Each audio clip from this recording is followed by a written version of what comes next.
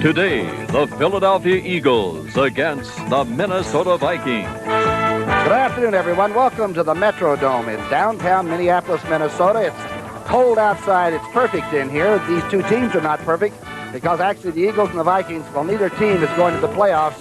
This is just week number 16, but there's been a lot of action around Philadelphia. Marion Swamp Fox Campbell, who is watching back in his New Jersey home, can throw another log on the fire today, Swamp Fox. The players have said, win this one for the Swamp Fox. That's the way the Eagles feel. I'm Tom Brookshire, along with me, the former Eagle coach, Dick Vermeil.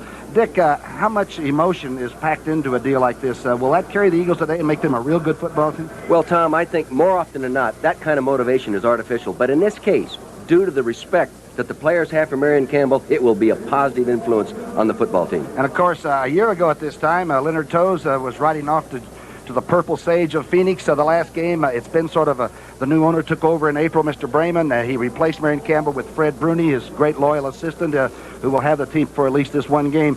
What kind of an offense do you think, or what kind of a team is Mr. Brayman planning to have, do you think? Well, in your halftime interview, which your fans will see later, he said he wanted a big play offense. You know, and I traveled around the league. I'm in a different practice field every Friday, Tom, during the season. And big play offenses are made up of big play football players, like the Mike Quicks and the Dan Marinos. And I think when the Philadelphia Eagles have enough of those kind of players, they also will be a big play offensive team. All right, Nick, we're going to see a good defensive ball club, that's for sure. The Eagles are still second against the pass in the entire league. They shut down the great scoring machine at San Diego and only allowed them 20 points. But the problem is, and maybe this is going to be a grudge game, as Bud Grant earlier in this month, the Vikings were down 23-0. They came back and scored 28 points in 7 minutes, a little over 7 minutes, and that's probably the start of the big slide for the Marion Campbell Eagles team. You know, Murray, I don't really believe that. I really believe the new owner came to town and there was only one way that Marion was going to keep his job, and that's put him in the playoffs, and anything else would not be acceptable. Because most owners that invest that kind of money, they want to have their most important man be the guy that they bring there. You're looking, of course, at Bud Grant, who has he played with the Eagles and with the Canada. He was a young head coach up in Canada, but he was also playing at the same time when he took over. So young coaches do become older sometimes. Yeah, I'll tell you, I bet you right now that Marion feels 10 days younger right now. 263 games for Jan Stenerud. He was introduced all by himself today by Bud Grant. He is 43 years old. He can still kick it. At the 5-yard line is Herman Hunter. Hunter stumbles and still gets to the 30, and if he had kept his feet, might have had a very long return. Here's the offense for the Eagles. Jaworski, Ernest Jackson, who needs 70-some-odd yards to reach 1,000. Only the third Eagle to ever do that if he makes it. Michael Haddix, Kenny Jackson, Mike Quick, and John Spagnola having a fantastic year at tight end. Reeves, Kenny, Dennard, Baker, and Leonard Mitchell. Shotgun, Jaworski throwing almost caught, almost intercepted on the first play. Intended for Herman Hunter. Here's the Minnesota Viking defense. Martin, Tim Newton, and Millard. No huddle, Tom. No huddle offense. Blair Fouts, Howard, and Chris Martin. Here's one of the wrinkles that the Eagles have put in for this game. Overthrowing quick, and the flags are down.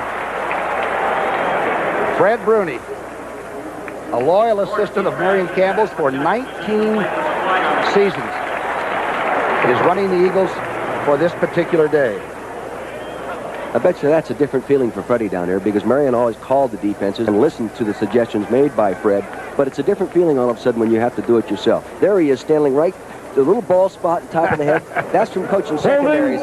Number 74, offense, 10-yard penalty, repeat second down. Especially coaching some of the young kids that we had in 1977 and 78 playing in that secondary, or the real old-timers that were just about finished.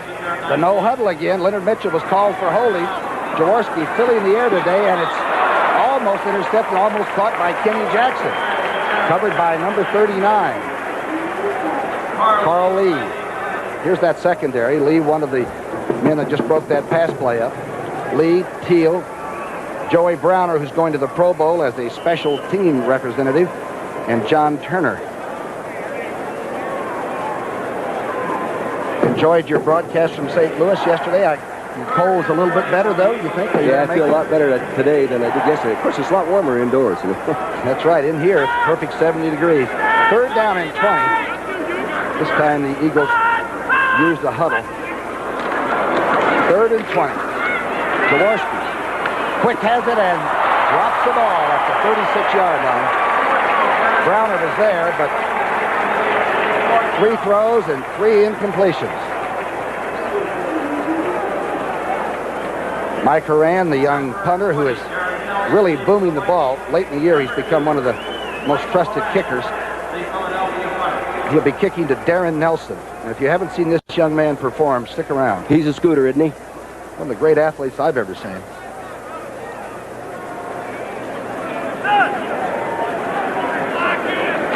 Horan fumbles it and somehow gets it off. There are no flags down there. He got it off. Nelson at his own 29. He can make you miss, Tom. I'd say almost to the 40-yard line. And the Vikings offense will come on the field. Reggie Wilkes was down under that. Here's the offense. Tommy Kramer, Darren Nelson, Ted Brown, Jones, Anthony Carter, who has 8 touchdown catches and had 2 against the Eagles earlier in the month, and Steve Jordan, one of the real good pass-receiving tight ends. Huffman, Boyd, Swilly, Tausch, Tim Irwin, the giant from Tennessee at right tackle. What kind of an offensive club is this, Dick? Well, you know, they're efficient offense. They don't score a lot of points, but they don't have to use many plays to get it done, Tom. They're very efficient.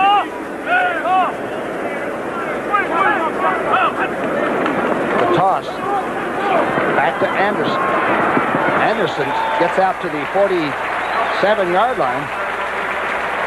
Gary Cobb finally made the tackle there, and here's the Eagle defense. And boy, Marion Campbell really built a beauty. Reggie White, Ken Clark, and Greg Brown.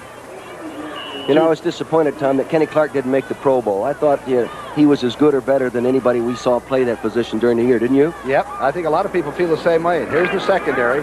Young, Edwards, Herman starting his 135th consecutive game at right corner. That's a lot of gang action out there. Second down and 2, gain of 8. 238. 238. Kramer changed the play. The toss. This time Brown is smothered by Clark back at the 40-yard line. Boy, Kenny Clark looked like he was going to get the toss. Looked like they slanted him to the strong side toward the wing, Tom, and brought him right into the play. Oh, Kenny Clark. I can remember watching him on college films when we brought him in as a free agent. He was the defensive right tackle in a 30 defense playing for Syracuse. He's bulked up a little bit right now. Instead of lifting weights, he just lifts the weight room. You know, he's so strong. The whole room. Yeah. Is he a man? The last game of the season. He said a year ago at this time, everybody was packing their swimming gear, getting ready to go to Arizona if Mr. Toes had decided to move the team, and now they're looking for a new coach. And we have Mr. Brainman's words at halftime, a rather interesting interview. Third down and 6. Shotgun for Kramer. Jordan has it and drops it at the 49-yard line. I don't know if I've ever seen that many drop passes in the first offensive series by both teams. Must be the weather in here, huh? Bud makes them work out in the cold, you know, unless it's about a foot snow. They're not used to this warm weather. The Vikings have a big bag to practice in, but he won't let them inside that thing until it's about 20 below zero. Cooper's back to accept the punt. Greg Coleman, one of the more accomplished punters in football. He could go to the Pro Bowl anytime and not embarrass anybody. He hasn't never had one blocked.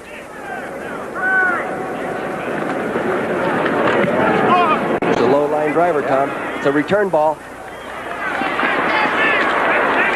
To the 34-yard line. Cooper brings it back, and now the Eagles have the ball. We have no score, but the fur is flying.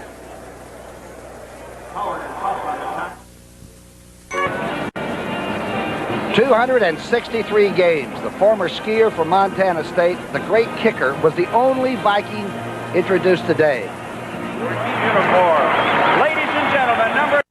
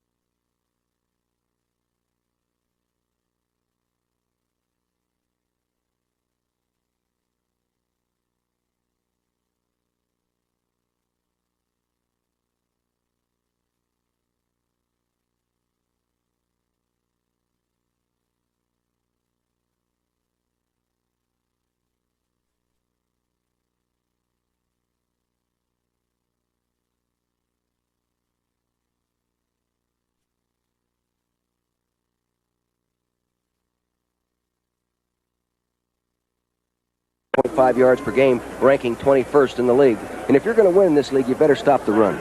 Ernest showed up just in time to get into an Eagle uniform early September, and he's been the leading rusher for the Eagles in 12 games this year. Second down and 4. Second carry in a row and short of the first down. Pretty good defensive play on that right side by Millard. The Vikings are changing the 30 defense look prior to the snap, Tom, and moving up into an 8-man front. You'll see right here, there's 8 men up close to the line of scrimmage playing defense rather than the 7 that's normally there in a 30 defense. It's a good defense to throw against. I would imagine they'll start audibling to some passes out against that one-on-one coverage. The Eagle Orange defense, huh? Yeah. It's going to be short of the first down by about a foot, I believe. Neither team has scored. Jaworski and company came out with no huddle and steamed it up. They didn't get any completions. Now they're beginning to run the football a little bit. And Fred Bruni said, I'm not going to change anything. We're just going to go out and play good defense and try to get enough points to win a game. I don't think there's any better approach than to first think about playing good defense and then go from there, rally and get enough points on the board offensively to win. That's the problem. The Eagles have been losing in the second half 4 consecutive weeks, 4 losses, and they had a lead going into that fourth quarter in darn near every one of them. Yeah, they've been outscored, Tom, in the last 4 weeks in the second half, 72 points to 24 points. Is that Jaworski's fault? No, I think sometimes defenses get better, and sometimes, things just don't go well as you have planned. The I formation, third and a couple of inches. First down for the Eagles. Jackson jumping over the left side. He's not a finesse type runner, but he has a short, choppy steps, Tom. He can find the daylight, and he runs strong. A lot of power in that guy. New England 3-0 over Cincinnati. Of course, the Patriots must win. Everybody's back to the wall. And the playoffs, the system, the wild card system, I think is very exciting. You know what? I think pro football has a lot of drama late in the year that some other sports don't have. First and 10, handoff. Jackson got a lot of room. Gets to midfield before Joey Browner hangs on to make the tackle. Cut back nicely on that. He wanted to run to the right. They had it clogged up, and he turned right back, and darn near popped it out that left side. There's Browner, the Pro Bowl special teamer that we talked to you about. He's from the great football family, the Browners. He had a big brother that played with Cincinnati and was Maxwell Award winner. Yeah, Keith is playing at Tampa. I think he's still there. Hunter is in there now, the good pass receiver. Quick has it and then is dumped, separated from the ball at the 40 by Turner.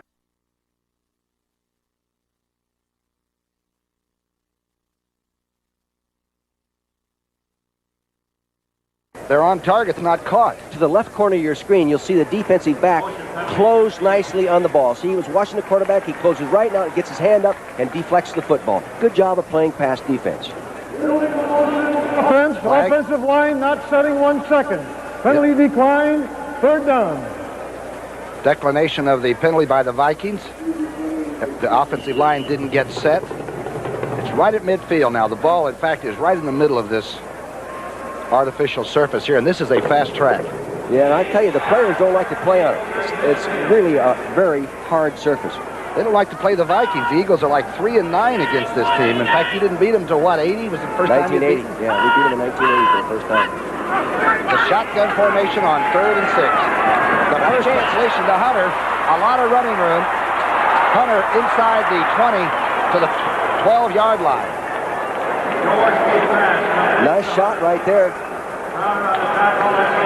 He's a 190-pounder, and he's got that strange, almost like he's roller skating. He's got that funny way of running. Here we are looking from behind the defense. Now watch the back come out of the left side of your screen. Now he's going to come back underneath. They ran some cross charges up in front. Here he appears. Now he takes a short pass and makes it a big play. And that's what I'm talking about, Tom. Big play offense is made up of big play players. And he's an 11th round draft pick. That's some good selection there. He's going to be quite a young, good player in this league. Real good find by Lynn Stiles, the personnel director. Ernest Jackson is in there now. The I formation. Haddix is the upback, the fullback. 38-yard reception by Hunter. Jackson bounces to the 10. Tom, down here inside the 20, I can remember one year that Ron Jaworski, throwing the ball inside the 20-yard line, completed 55% of his passes, but 75% of the completions were touchdowns. He was super inside the 20-yard line. 30 of 39 times, 77%. The Eagle offense. The only problem is they've been doing it early in the games and not late in the games.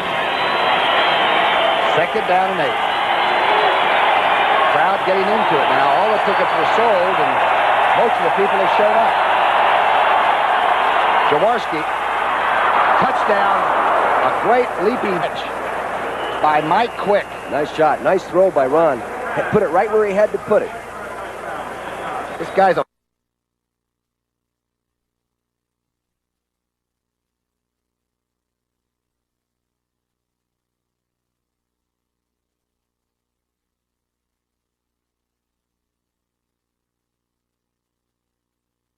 You know, the remarkable thing about him, he catches a touchdown every 7th catch he makes in his career. That's a pretty good ratio right there. That's a tremendous ratio. A number 1 draft pick in 82.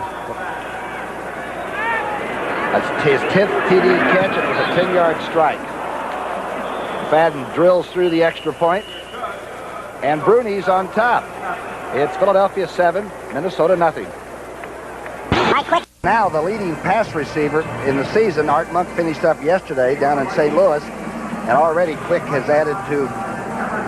Here's the touchdown play. Mike Quick is sitting off to the left side of your screen in the slot formation. He breaks outside, and look how he catches that ball, gets it tucked away nicely, and comes down for the TD.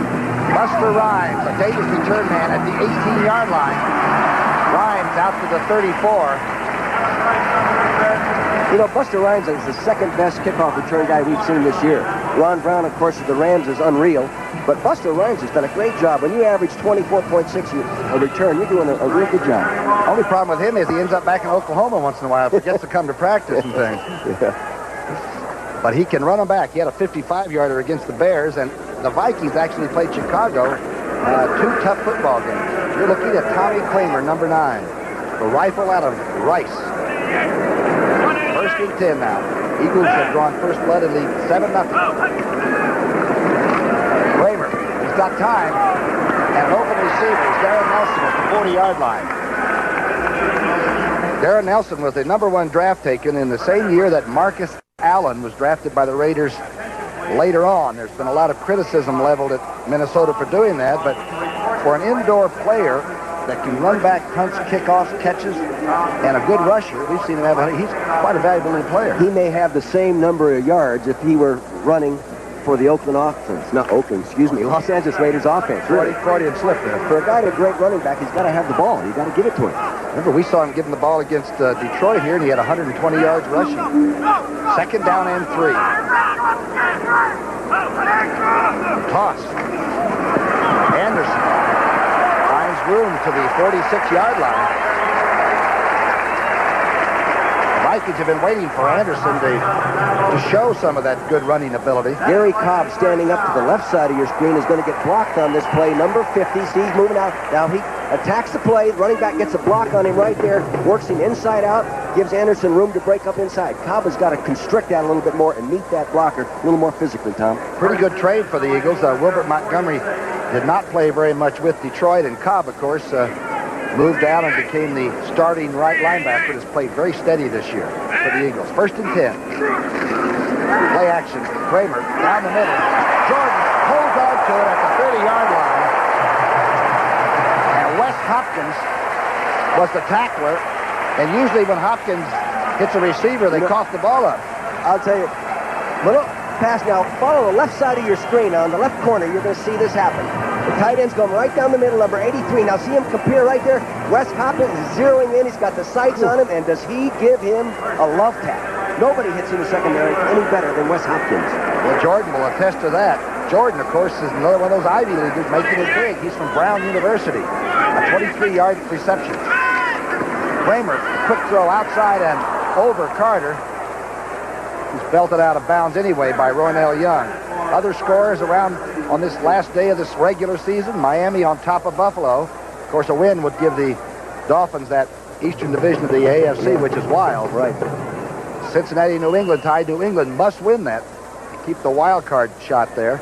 The Jets 3-0 over Cleveland, and as we've just told you, that AFC East is not over with yet. The Bears in Detroit. Of course, Denver has won their last game and are waiting for one of those teams to lose, either the Jets or the Patriots, and then the Broncos will be in the playoffs again. 2nd down and 10. Jordan has it in the seam and gets to the 15-yard line. This guy can play a tune. Yes, he can. Get it going. For a civil engineer, you know, you'd think that there'd be a smarter way for this guy to make a living than get his helmet knocked off by Wes Hopkins. Huh? Talk about the best receiving tight ends. We got a couple of them here. Christensen with the Raiders, of course. Schuler and Spagnola and Jordan both having fantastic years. Well, the thing about Jordan, he's caught 65 balls now, but he has not caught a touchdown pass. Maybe that's the reason they haven't won all their games, huh? Should be getting to him down inside. Sure. That was a 14-yard reception by Jordan. Inside handoff. Darren Nelson. Maybe a couple. You know, Minnesota likes to run a little counter dive down in this territory with Darren Nelson. You know, we've done 2 of their games, Tom. In both games, no, it was 3 games. In all 3 games down in this area, they ran that play effectively. And one time they put Darren Nelson in for a touchdown from about 20 yards out with that little counter dive right up inside. Boy, he is quick. Oh, yeah. The clock in the first quarter. Almost 6 minutes still left, and the Eagles lead 7-0. Touchdown reception by Mike Quick. Carter and Jones are the outside receivers. 2nd down and 6. Good defensive play, and Nelson barely gets to the line of scrimmage. Griggs was holding on there, and that's Big Tim Irwin. The right tackle that fights half his own players and everybody else's. Yeah, I know it. He is a piece of work, isn't he? Now, he's going to law school. Can you imagine him getting upset in the courtroom? I want him to be on my side. Yeah, he'd go over and punch somebody. But the last practice we saw him, he got in 2 fights with 2 different players on the same day. He is quite an interesting person from Tennessee. A giant of a man. Rather sort of quiet, really, for a guy that fights everybody. Now he's settled down. And as we've always said, thank heavens there's a huddle in pro football. There'd be a fight on every play. 3rd down and 8. Carter's the motion man. And he's going to get the pass. Carter has it at the 5. Herm Edwards shoved him out of bounds. 81's a gazelle, too. I think the motion is sort of disrupting the defense a little bit. You'll see right to the middle of your screen, Anthony Carter, 81, come out. Now he plants and goes right out to the flat, gets the ball and gets it put away before Herman Edwards can get there and knock it out. But that movement sort of distracts the defense. And you use movement, Tom, to distract the defense, to disguise your intention, and sometimes to disrupt them, cause them to make a mistake. It worked. 10 yards, a gain on that, and now it's 1st and goal from about the 4.5-yard line. Brown and Anderson, both of the running backs are in. And the Eagles are going to pull down. I wonder what defense Swamp Fox is calling right now, sitting in that front room. You might be having a call here. Outside, scores. There are no flags now. And the crowd becomes animated. This place can be deafening. It can be so loud, but it's been very quiet so far in this ball game.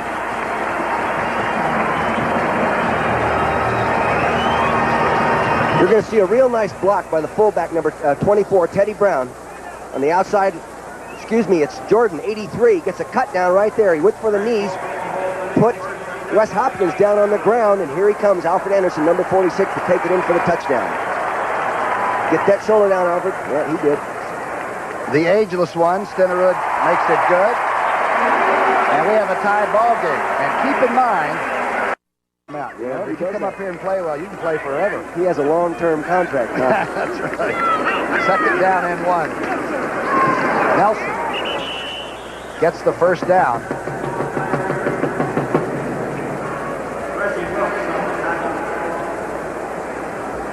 New England 10-3 over Cincinnati now. Atlanta 3, New Orleans nothing. Wow. 7-3 Kansas City over San Diego.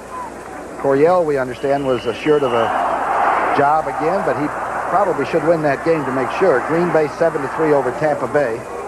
Hey, wouldn't it be something if Swamp Fox coordinated a defense for Don Coryell? Huh? Would that be something? The thing the Eagles have to worry about is make sure that Marion doesn't stay in the NFC East. They have to do it twice against his defenses. Throw another log on, Swamp Fox. Third down at just inches. He didn't get the first. My error. Brown gets it this time. They say there's a turnover here. The Eagles are acting like they got the football.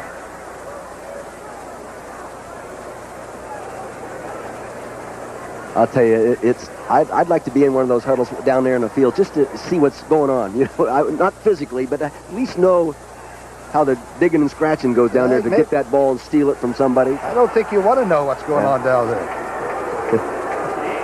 I've had players come out many times and say, Coach, I had that ball. I'm down on the ground, and some guy reached in under my belly and pulled it out. And they gave it to him. Said, what the heck you let him do that for, you clown? You know, for criminy sake. You saw Bruni over talking to Spagnola. They're still trying to separate the group here. I got it. No, you got it. No, it's mine. No, it's yours. Who was under there? Was that Irwin down there fighting again? Reggie White came out with the football. The silence is deafening, isn't it? Here it comes. Here we go. Take a look at the tailback here. Going to get the ball deep. Going straight in there. He's got the shoulders low. It must have come out right underneath his belly. Yeah, it came out right to the right of him. See it bouncing on the ground right there? Right to the center of the screen. 7-7 tie. Getting a fumble in return. Jaworski going for Quick. Oh, he might have gone the length of the field. Quick just looked at the safety man, Browner, coming over and didn't catch the football. Well, that was a good throw. They had him double covered, and Ron got the ball in the seam in between the safety and in between the corner that rolled up, but he didn't hang on to it. Now, watch Jaworski. This is the difference between, you know, winning and losing right here, coming up with us. Look at Jaworski. My God. Mike Quick doesn't drop many, but that's probably one of the best passes he's dropped, because he might have gone 90-some-odd yards. Yeah. I believe he was clearing. He did that against Atlanta on a snap, right, Tom? Right. Second down and 7. Make that 2nd and 10. Jaworski is 2 of 7. Most of those dropped. Ernest Jackson hit as he took the handoff by Doug Martin. Doug Martin's a great player. How many of these players are playing for bonuses and all now? Oh, I don't know. You think so? I don't know. It's all, each squad, each organization is different in regard to writing incentive bonuses into contracts. It's a philosophy that's controlled most of the time by the general manager. The average pay, the average player in the NFL is taking in about $200,000 a year, I understand now. So they are well paid, and of course they're great athletes and great players. 3rd down and 10. Jaworski's in the shotgun. Going from the end zone, Kenny Jackson makes a diving reception at the 31. Willie Teal couldn't keep the Penn Stater from... A nice deep out pattern. We used to call that a 5 route. He ran that nicely, beat the single coverage, and Ron put the ball right where he had to put it. Why has he only caught the small number of passes that he has this year, the #1 draft? That's his 37th catch. Many times it's because, number one, you have Mike Quick on the other side, and he's your first off. 1st down and 10. Good reception by Kenny Jackson, a 23-yarder. Out of the eye, the play action to Quick. He stares down the DBs and gets to the 38-yard line and fumbles it, but I believe he was already down. Carl Lee made the first contact on defense.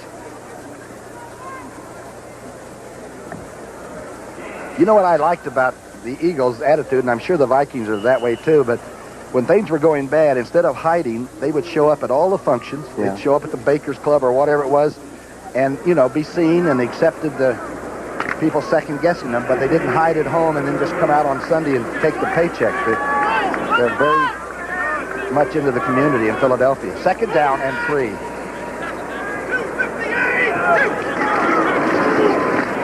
Jackson gets to the 40-yard line. Doug Martin again. Boy, he's active out there, Tommy. Closing seconds of the first quarter. We've got a 7-7 tie. You know, you were talking about the kind of squad this is. Marion Campbell told me, he says, Dick, this is very much like our 77 team. Fight like mad, play hard every week, but come up a little bit short. And you know what happened the next year after that? We were in the playoffs.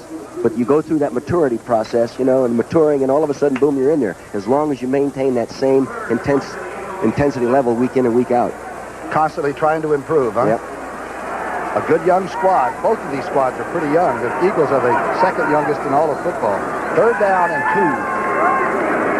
2. Jackson. I think he got it. Looks like he got a first down. The Eagles have a record of 6 wins and 9 losses. At one time they were 6-5, and they've dropped 4 in a row. By every conceivable way, too. Yeah. That's the end of the first quarter. It's a 7-7 tie.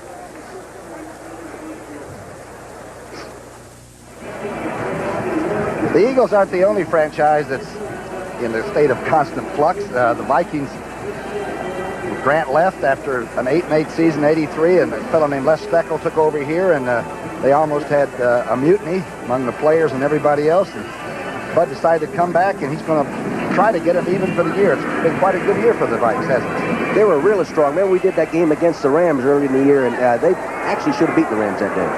They gambled on the last play of the game going for a touchdown and lost it. Jaworski, the first play of the second quarter, dumps it, trying for Ernest Jackson. Little slip screen to the right side. That's about the first pass that Ron hasn't hit the hands of the receiver with. He had to throw it over the top of Matt Blair, number 59, the veteran outside linebacker, and I think that's why the ball sailed over the top of the receiver.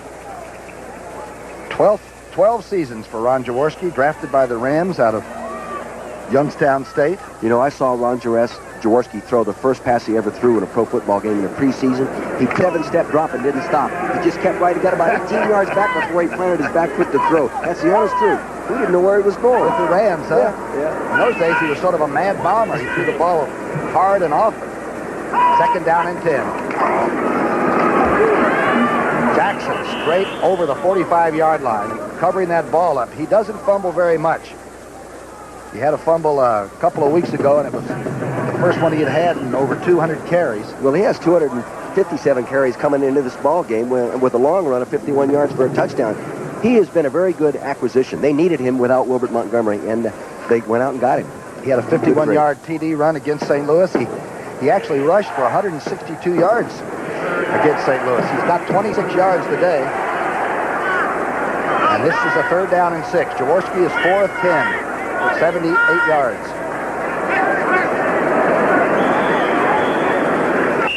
Like they may have taken too much time getting it off, huh? It'll be a third and 10 now. Boy, there's a big difference between 3rd and 5 and 3rd and 10. That 3rd and 5, offense, still 3rd down. That 3rd and 5, you can dump it off, and maybe that running back or somebody or delay coming underneath, you can get it. But 3rd and 10, it's a little tougher. I don't know what the difference are statistically, but I would imagine it's a great difference. Let's see what kind of a rush they could come with. They got a down 4 down lineman. Let's see if they bring the backers on 3rd down and 11, call it.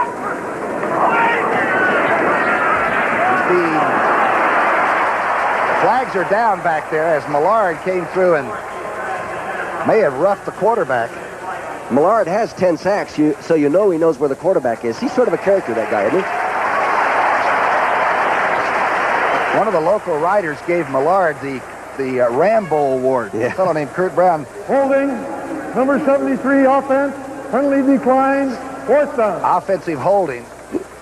I'll tell you the story about Millard the next time we get a chance to take a look at him, because it's only emphatic if you can see him. Ran into punt. Isn't he the guy that told us if an offensive lineman was any kind of an athlete, he'd be playing defense? That's right. He's got a million quotes. Anthony Carter back to run this punt back by Haran. He fumbled the first snap. He gets this one out of there. It's not a good punt.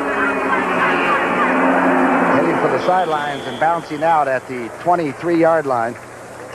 So the Vikings have the ball, but nobody has a lead. It's a 7-7 tie. Fred Bruni in place of his old buddy, the Swamp Fox. Fred is the head coach for this game.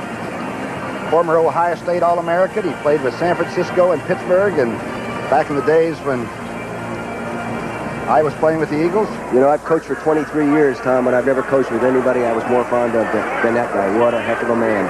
He's a very loyal person. He was with the Eagles under Joe Kuharich for a while, and when Jerry Wallman was the owner. And And he came back when you got to the Swamp Fox to come and be your defensive coordinator. Anderson taking the pitch out. The flags are down. The Eagles got the first touchdown, a 10-yard pass to Quick from Jaworski, and the Vikings answered that with a short run by Anderson for a touchdown, and it's 7-7. Good defense over on that side. They wouldn't allow him to turn up, and they forced him to keep going toward that sideline and lose yards. Now watch Greg Brown, 98, right in the middle of your screen, defensive right end. There he headbutts right there on Tim Irwin, number 72, no, Dave Huffman, rather, and comes inside out on the play. Number 72 is David Huffman, the offensive left tackle. Good play by Greg Brown. And a loss of about 2 yards, so it'll bring up a 2nd down and 12. Greg Brown we signed for about, I think, $1,500. He came in that day. He weighed 227 pounds, and we just really signed him for a camp player because you need some guys to rush the quarterback, and he ended up being the find of the year. Yeah, now he's making about $400,000 a year. He's found some money, too. Times have changed. 2nd down and 12. Kramer, the quarterback, is going to screen to the left side. The Eagles have it red. Kramer has to dump it and still gets it to Jordan, his tight end. He stopped at the 27 or 28-yard line. There is a flag down. Called on Reggie Wilkes. For roughing the passer. But remember, the passer was dancing around in the pocket. Yeah. I think Reggie read it as a scramble.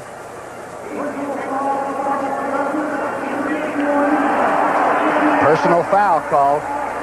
Reggie's not that kind of player to do it intentionally, you know. In the end zone shot now, left of your screen, number 51, outside linebacker, Reggie Wilkes. Being pass protected, comes back up inside. Reggie White flushes him. Here he comes now. The quarterback throws the ball, and Reggie hits him after. Yeah, they're going to call that. What, if you're on the sidelines, what would you be yelling right now at the officials? I can't tell you, Tom.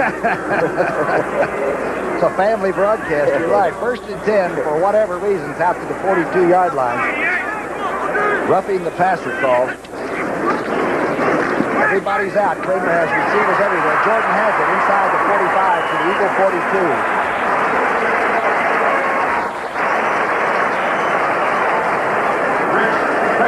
The defensive players put some extra tape on their shoes, and they have a message for the Swamp Fox. Isn't that great? Yeah.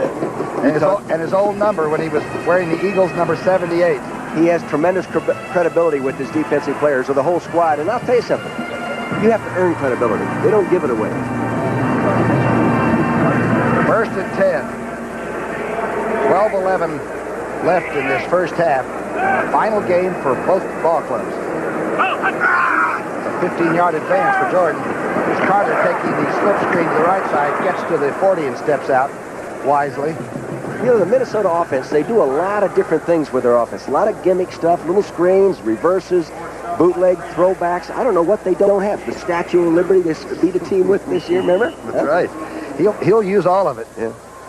He used to drive people crazy when he'd bring them up to Metropolitan Stadium outdoors. Yeah. And he had his players run around in short-sleeve shirts when it was about 10 below zero, you know? I think Bud's team was the first team I ever saw take a tight end and block down on the ground, lay on his stomach, count to about 3, then get up and throw him a 1-yard pass, and he runs 20 yards. Great offense, right? Yeah. 2nd down and 8. A 7-7 tie. Kramer flushed it. Sacked back at the 47-yard line by Gary Cobb. Sort of a late blitz by number 50. The Jets 10-7. Cleveland's playing everybody tough now. Fine defensive football team. Miami 7-0 over Buffalo. That was supposed to be a laugher, but none of them are anymore. No. New England needing this one badly. They lead Cincinnati 10-3, but that Bengal, they have a lot of talent on that squad. Kansas City 14-3 over San Diego. Sammy White, veteran receiver, is in, and Jones. Kramer on 3rd and 14. Going for the out maneuver, in and out of Carter's hands, and he was covered by Ronell Young closely. I like this quarterback, Kramer. There isn't anything he can't do or won't do to win a football game. You know, he scrambles. Remember the one game we saw him throw one underhand? He just right off the hip like a second baseman on a double play, you know? Boom, he gets it to the guy. He is a wheeler and dealer. He can drive you crazy. Coleman is in to get his second punt off. Cooper is back to receive it. This guy's a good passer, too. You always have to be aware that he can throw the football. Yeah, he's quite an athlete. He'll be kicking from his own 40. Cooper's back on the Eagle 10. Almost blocked by Wes Hopkins, but Coleman got it off. The 21-yard line, it went out of bounds, and the Vikings are lucky that Hopkins didn't come up with that. It's still 7-7. Encircled to the left of your screen is Wes Hopkins, the all-pro safety, making the Pro Bowl for the first time, coming after a punt. He does everything full bore. Has earned tremendous respect in the National Football League. That ball just about had it right there. An SMU Mustang. Number 2 draft, certainly one of the best secondary men in all of football. He's the hardest hitter I've ever seen. 1st and 10, facing Jaworski from the 21. Barely gets to the 20-yard line. Good defense by the Vikings. Good defense. That's 36 Power O, the name of that play. Fullback did a pretty good job on the linebacker. 36 Power O, I like that. Follow the linebacker standing up to the left of your screen, number 50, Dennis Folks. Watch him play this, moving inside out, working toward the plate. There he is. He turns it back in, gets some help from the inside. Good play by the strong side linebacker. The young tight end, Dave Little, is in. Spagnola is out. 2nd down and 10. Jackson and Quick to the top of your screen. Jaworski going to the inside receiver. Jackson has the 1st down and out to the 38-yard line. Don't forget, today is doubleheader day on CBS, and the second game is one that you really don't want to miss. The Cowboys and the 49ers. And as you know, Dallas has already won the division, but the 49ers, they can stay alive in that wild card hunt by beating Dallas, and that's in San Francisco. You know, if they can get into the playoffs, they might be the only NFC team capable of beating Chicago. Yeah, I'd like to see them play Chicago again. 17-yard reception by Kenny Jackson. Jaworski's got time. Quick makes the diving catch at the 46-yard line. Great throw because he was well covered. He had to put it low into the outside, and he got it there. Carl Lee was covering him closely. You can see Jaworski gets this off just in time. There's heat coming around to the outside. The ball's going to the left of your screen. Now see that? Low and outside. It drew the receiver away from the defender. He gets it tucked away. Nice catch, Mr. Quick. Nice throw, Mr. Jaworski.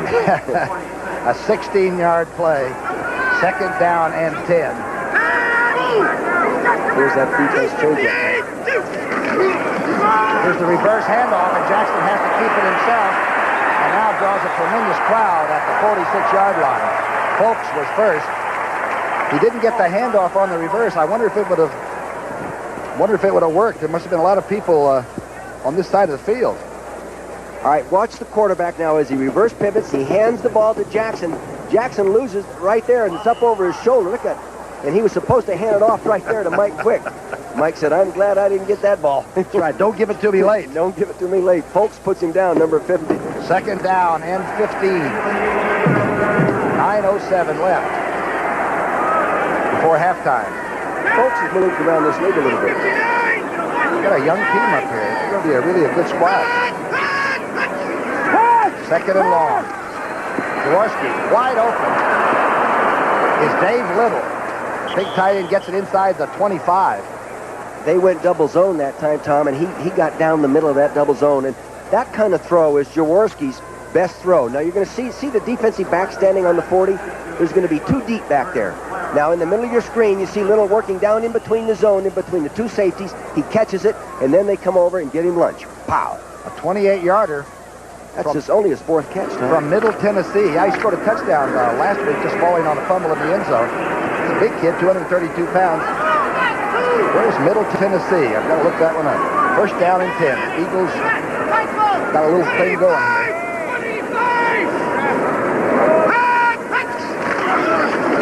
The late handoff goes to Jackson. He gets outside and is hit hard at the 21-yard line by Browner.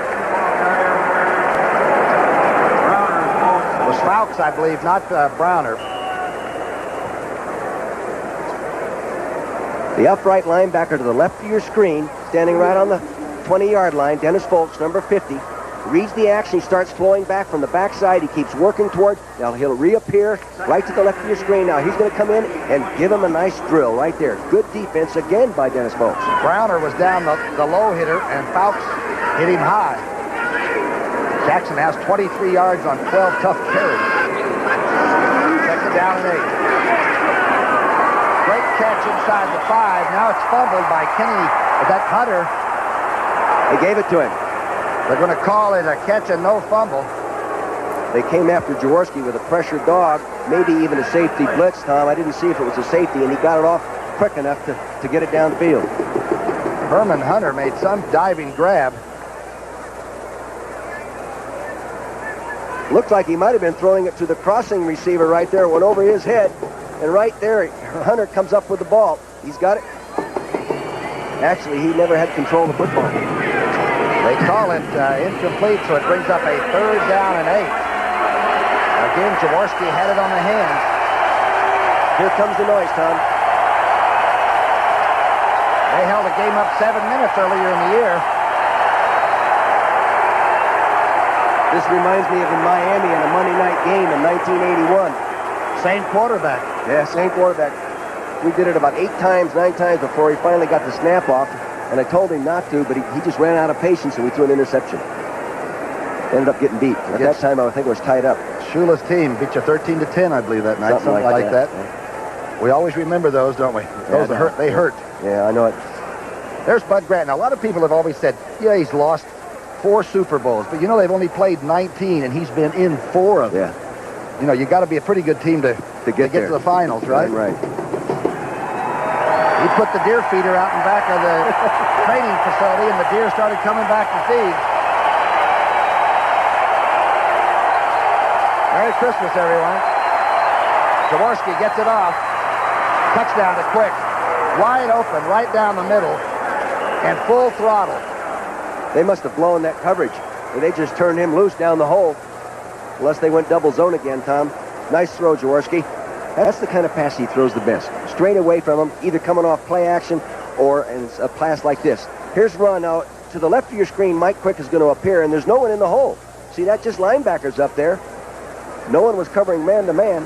Evidently a 2-deep zone. The 4th catch for Quick, his 2nd touchdown. That one a 21-yarder. And, of course, he's going to the Pro Bowl. He's a starter. McFadden's extra point. And the Eagles take the lead. Good-looking pass play. It's 14-7.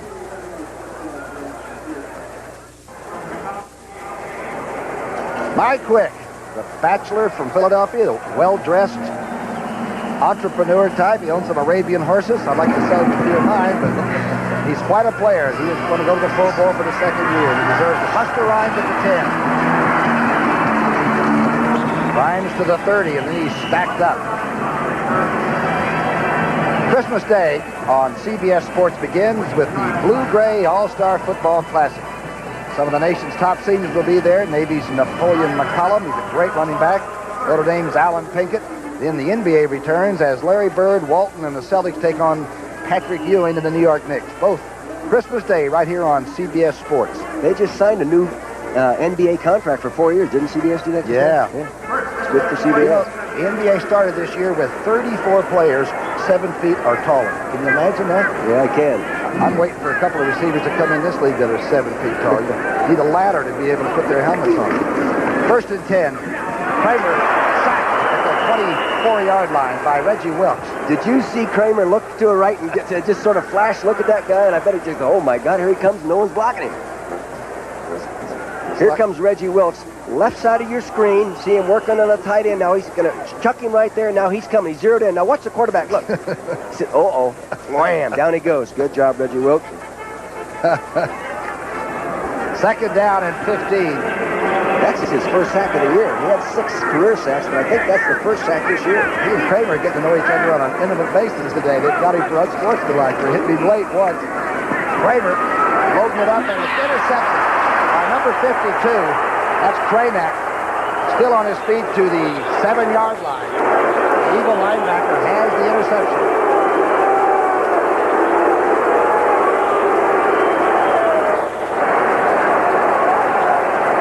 Kramer evidently lost the buzz system or lost the definition of where the linebackers were dropping. I think that's Kranak's first interception in his career. I don't believe Kramer ever saw him at all, do you? No. This guy's a gutty guy. Look at him running. Look at that linebacker. There's that end zone, he says. Looked like he had a Baldwin on his back. Rich Kranick, his first interception this season. He's made about 3 good tackles, and Kramer, as most quarterbacks in all areas, when they throw an interception, they get booed a little bit. First and goal from the 6. Haddix down to about the 2.5-yard line. 11 plunge. 6.5 minutes left in the first half. The Eagles smarting from they had a 23-0 lead on this team. And all the old 60 Eagles, we were back for the reunion that day and all, and then in 7.5 minutes, it all went south, and they gave up 28 points. And how the team recovered from that, or if they did, is up for debate, I guess. They're not going to let this one get away. At least they don't think so. Second goal from the 2. Jackson in for the touchdown. Notice how he covers that ball up, so the fumble is simply taken out of the lineup.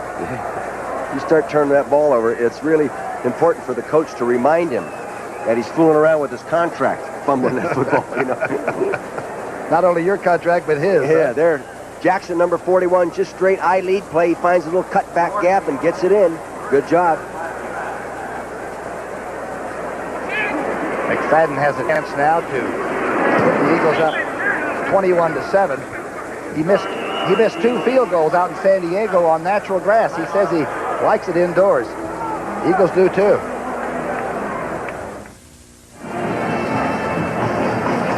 We'd like to wish everyone a happy holiday and a Merry Christmas and a great all New at this Year time. and everything. You bet. Your Cole's okay? Yeah, I'm hanging on. We'll do a little wave job like that.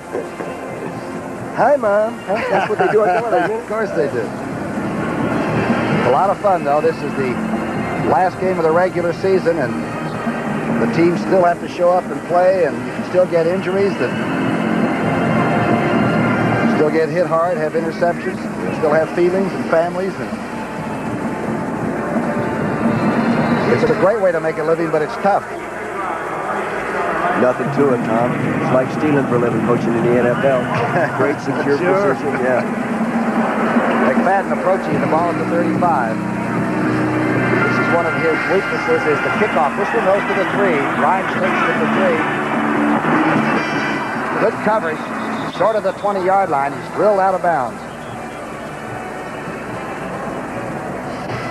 The teams that have already qualified for the playoffs, the Bears, the Los Angeles Rams, Dallas, and of course the Giants. Washington is waiting for San Francisco to lose later on today to Dallas. We don't think that'll happen, but a lot of stranger things, I guess, have happened. But that's the second part of today's CBS doubleheader. Cowboys and 49ers. Did you hear those boos? Could you imagine if Bet Stadium was enclosed? How that would sound there, huh? They never booed you there. I never heard them booing you. Hey, don't kid me, Mr. Butchar. Philadelphia has 189 yards. Minnesota has 90. This is Darren Nelson taking the toss. Well, he's going to lose yardage as Cobb knocks him out of bounds at the 16. Gary Cobb played that play as well as you can play it as an outside linebacker. Top of the screen, number 50, being blocked by 83, Steve Jordan. Now watch him work inside out. He has control of the linebacker. He comes off the block. Safety comes up there. Here comes the linebacker inside out. Good defensive play. And a lot of pursuit. They had some help there in case Nelson somehow wiggled out. Second down and 13, a loss of 3. Good play by Cobb. He was the Lions' defensive captain for 3 years. Yep, he wore the star. Second down and 13. And Wilkes gets his second sack back at the 11-yard line. You know, that's funny. Now, I might be wrong, but I don't have a sack registered for Reggie Wilkes all year, and he has 2 today, plus a hurry. He's the rambling wreck from Georgia Tech. To the left of your screen, number 51, Reggie Wilkes coming in on a dog. No one picks him up. He better make the play. No one blocked him.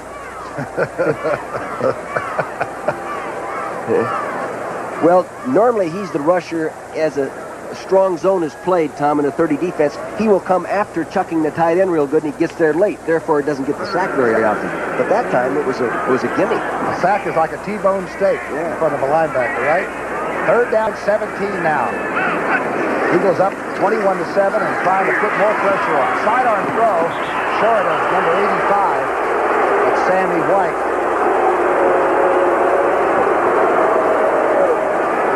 You'd think these people like football up here. Over 60,000 showed up today. And it's being televised locally at the same time. Kramer is 8 of 13 now. 86 yards and 1 interception. Here's Coleman kicking from about the 2-yard line. Cooper at the Eagle 40. Good run back to the Minnesota 46, and bodies are flying. Cooper has a 56-yarder to his credit, so you know he's one of these days going to take one the distance. There's only been 7 punt returns, 4 touchdowns this year, Tom, in 1,067 attempts. Can you believe that? That's amazing. And, got everybody spread out. But, the special teams coaches are so good now. Yeah, they are. And they spend a lot more time on the special teams than they used to. Number 99 kicking team, penalty declined, 1st and 10. Penalty declined by the Eagles because of the good run back by Cooper. Tom, when you've had a season that didn't meet expectations, if you can win the last game of the year, it sends everybody home with a smile on their face. I can remember struggling to win the 4th one. The 4th game, that was the last game of the year. Ron Jaworski said yesterday the pass blocking has improved so much. He said this is one of the best pass protecting teams now that he's ever played with. He said that the offensive line has really improved. And it's a young offensive line with the 2 tackles. Now, the 2 guards are the same people who played there. Steve Kenny, the left guard, and Ron Baker, the right guard. Because Ken Reeves has really been the find of the draft, the left tackle, number 66. He has really been the outstanding pick. Flags are down. There was a slight altercation. It looked like Matt Blair and Ernest Jackson maybe got into a little scuffle. Let's see what the call is by the official there. It's Gordon McCarter. Personal foul, unnecessary roughness, number 96 on the defense. 96. 1st down. That's Tim Newton. He's built. They call him Fig. I know it. Where is it going here? 96 right there. You see 96 in the middle of your screen? He's sitting on him right there. He weighs 300 pounds. That's the reason to penalize him. 1st down and 10. Now the ball is on the 29-yard line.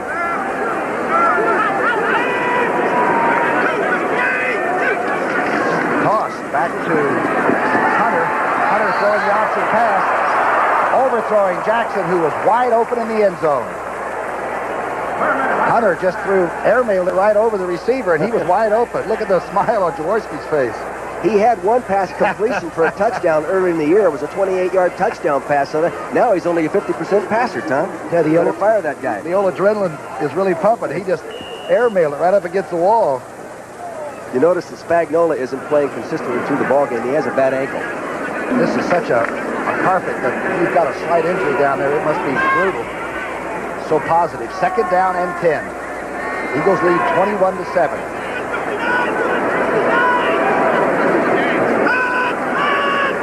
Comes the blitz. In the grass by Folks, number 50. He tiptoed right up there, didn't he? See, they covered the 3 offensive linemen, the center and 2 guards inside. And Fouts, number 50, see him working his way up in there? No one picked him up because both guards were covered, as was the center, and only a back would be in position to pick him up unless they call a gap. You got it? All right, now we'll go from there. Tell you, number 7, as soon as he got the snap, Fouts got him. Yeah. Kenny Iman's done an awfully good job with this offensive line when you stop and think how they started out in the New York Giants big opener. 8 sacks the Giants got in that 21-0 shutout. 3rd down and 17, facing Jaworski, who was treated rudely. And at the time, under 4 minutes left. Shotgun.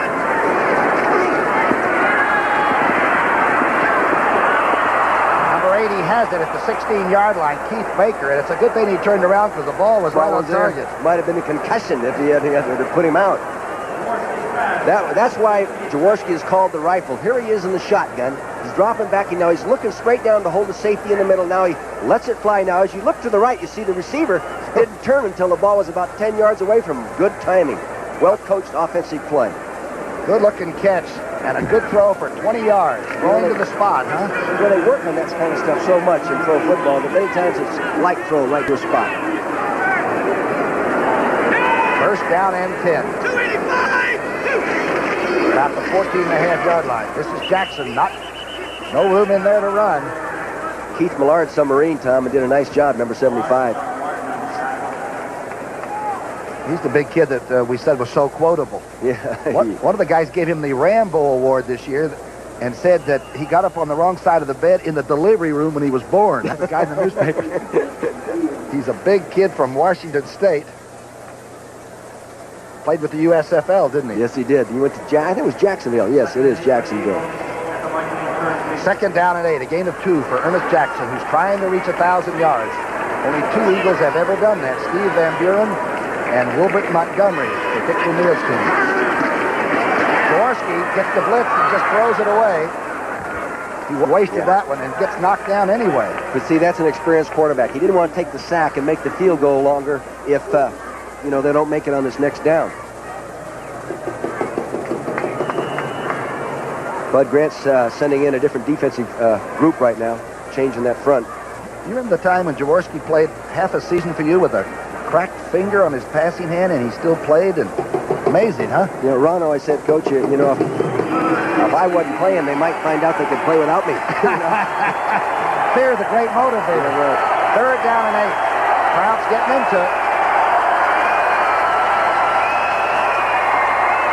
Jaworski with time at the 7-yard line. Kenny Jackson catches it, fumbles it. They're going to call it a sort of a quick whistle. It looked to me like he fumbled it. I wonder what Coach Grant's thinking right now, because, you know, he's been one of the few NFL coaches that has been able to consistently get after the officials. Oh, you and he does it every Monday morning. Yeah, he gets after them. He calls them a bunch of old fuddy-duddies last week. You'll see right to the right of your screen the receiver coming inside out. There it is. He goes down. It gets the ball. He's got it locked up. Let's see how he... Yeah, the fumble was caused by the turf. Did you see how wide open Quick was in the end zone then? The deep receiver. McFadden trying his field goal. 26-yarder. He's perfect from this distance. And it's good. That makes him 6 for 6, Tom. It makes him 10 for 11 in his career from that distance. He loves kicking off this carpet, you know. This is like something you'd have in your game room or something, and it's positive, and he puts that left foot down there. I think, you know, the field goal kickers in the National Football League right now are kicking at a success ratio at about 72.5% success. And I think one of the reasons the percentages are up for field goal kickers through the league is that there's more dome stadiums and more good kicking services. You think the ball probably carries well indoors too, huh? Scores from other games around the league.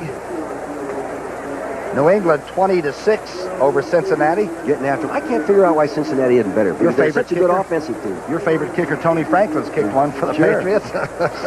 Cleveland trailing the Jets 17-10 in the second quarter. Jets have to win that. Chicago 6-3 over Detroit. Boy, I tell you, it's done some jobs. Darrell Rodgers has done some job with Detroit. He turned that team completely around in one season. Beat Dallas, beat Miami, and beat the 49ers.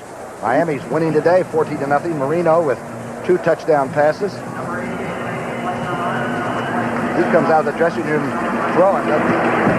From the 35. Madden's kick is short. That's Rhines at the 10. Buster Rhines going on his own now. Just short of the 20. He's collared. Good disciplined kickoff coverage that time.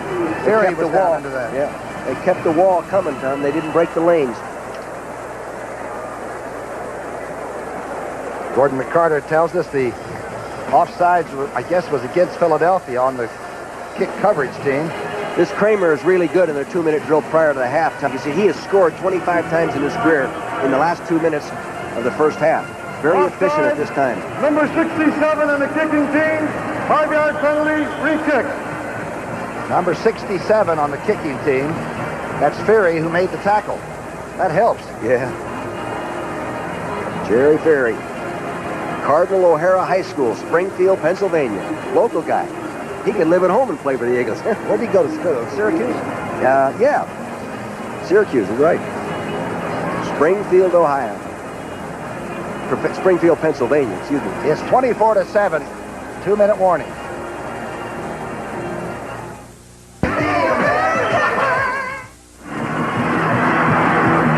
Alan Rice has picked up the squib kick from the 30-yard line by McFadden. and gets out to about the 36-yard line. Spagnola's ankle is bothering him, so we won't see him anymore. He's had 2 great years back-to-back. You know, Tom, seeing Spagnola standing on there reminds me of the story when we brought him into training camp. He was cut by New England in the final cut, and Carl Peterson wanted to sign him, and I said, I don't like to bring players in the final cut. I like to keep the guys who are in training camp. And he ran a 4.740. I said, well, you stay. You become an Eagle. The Yaley was pretty quick.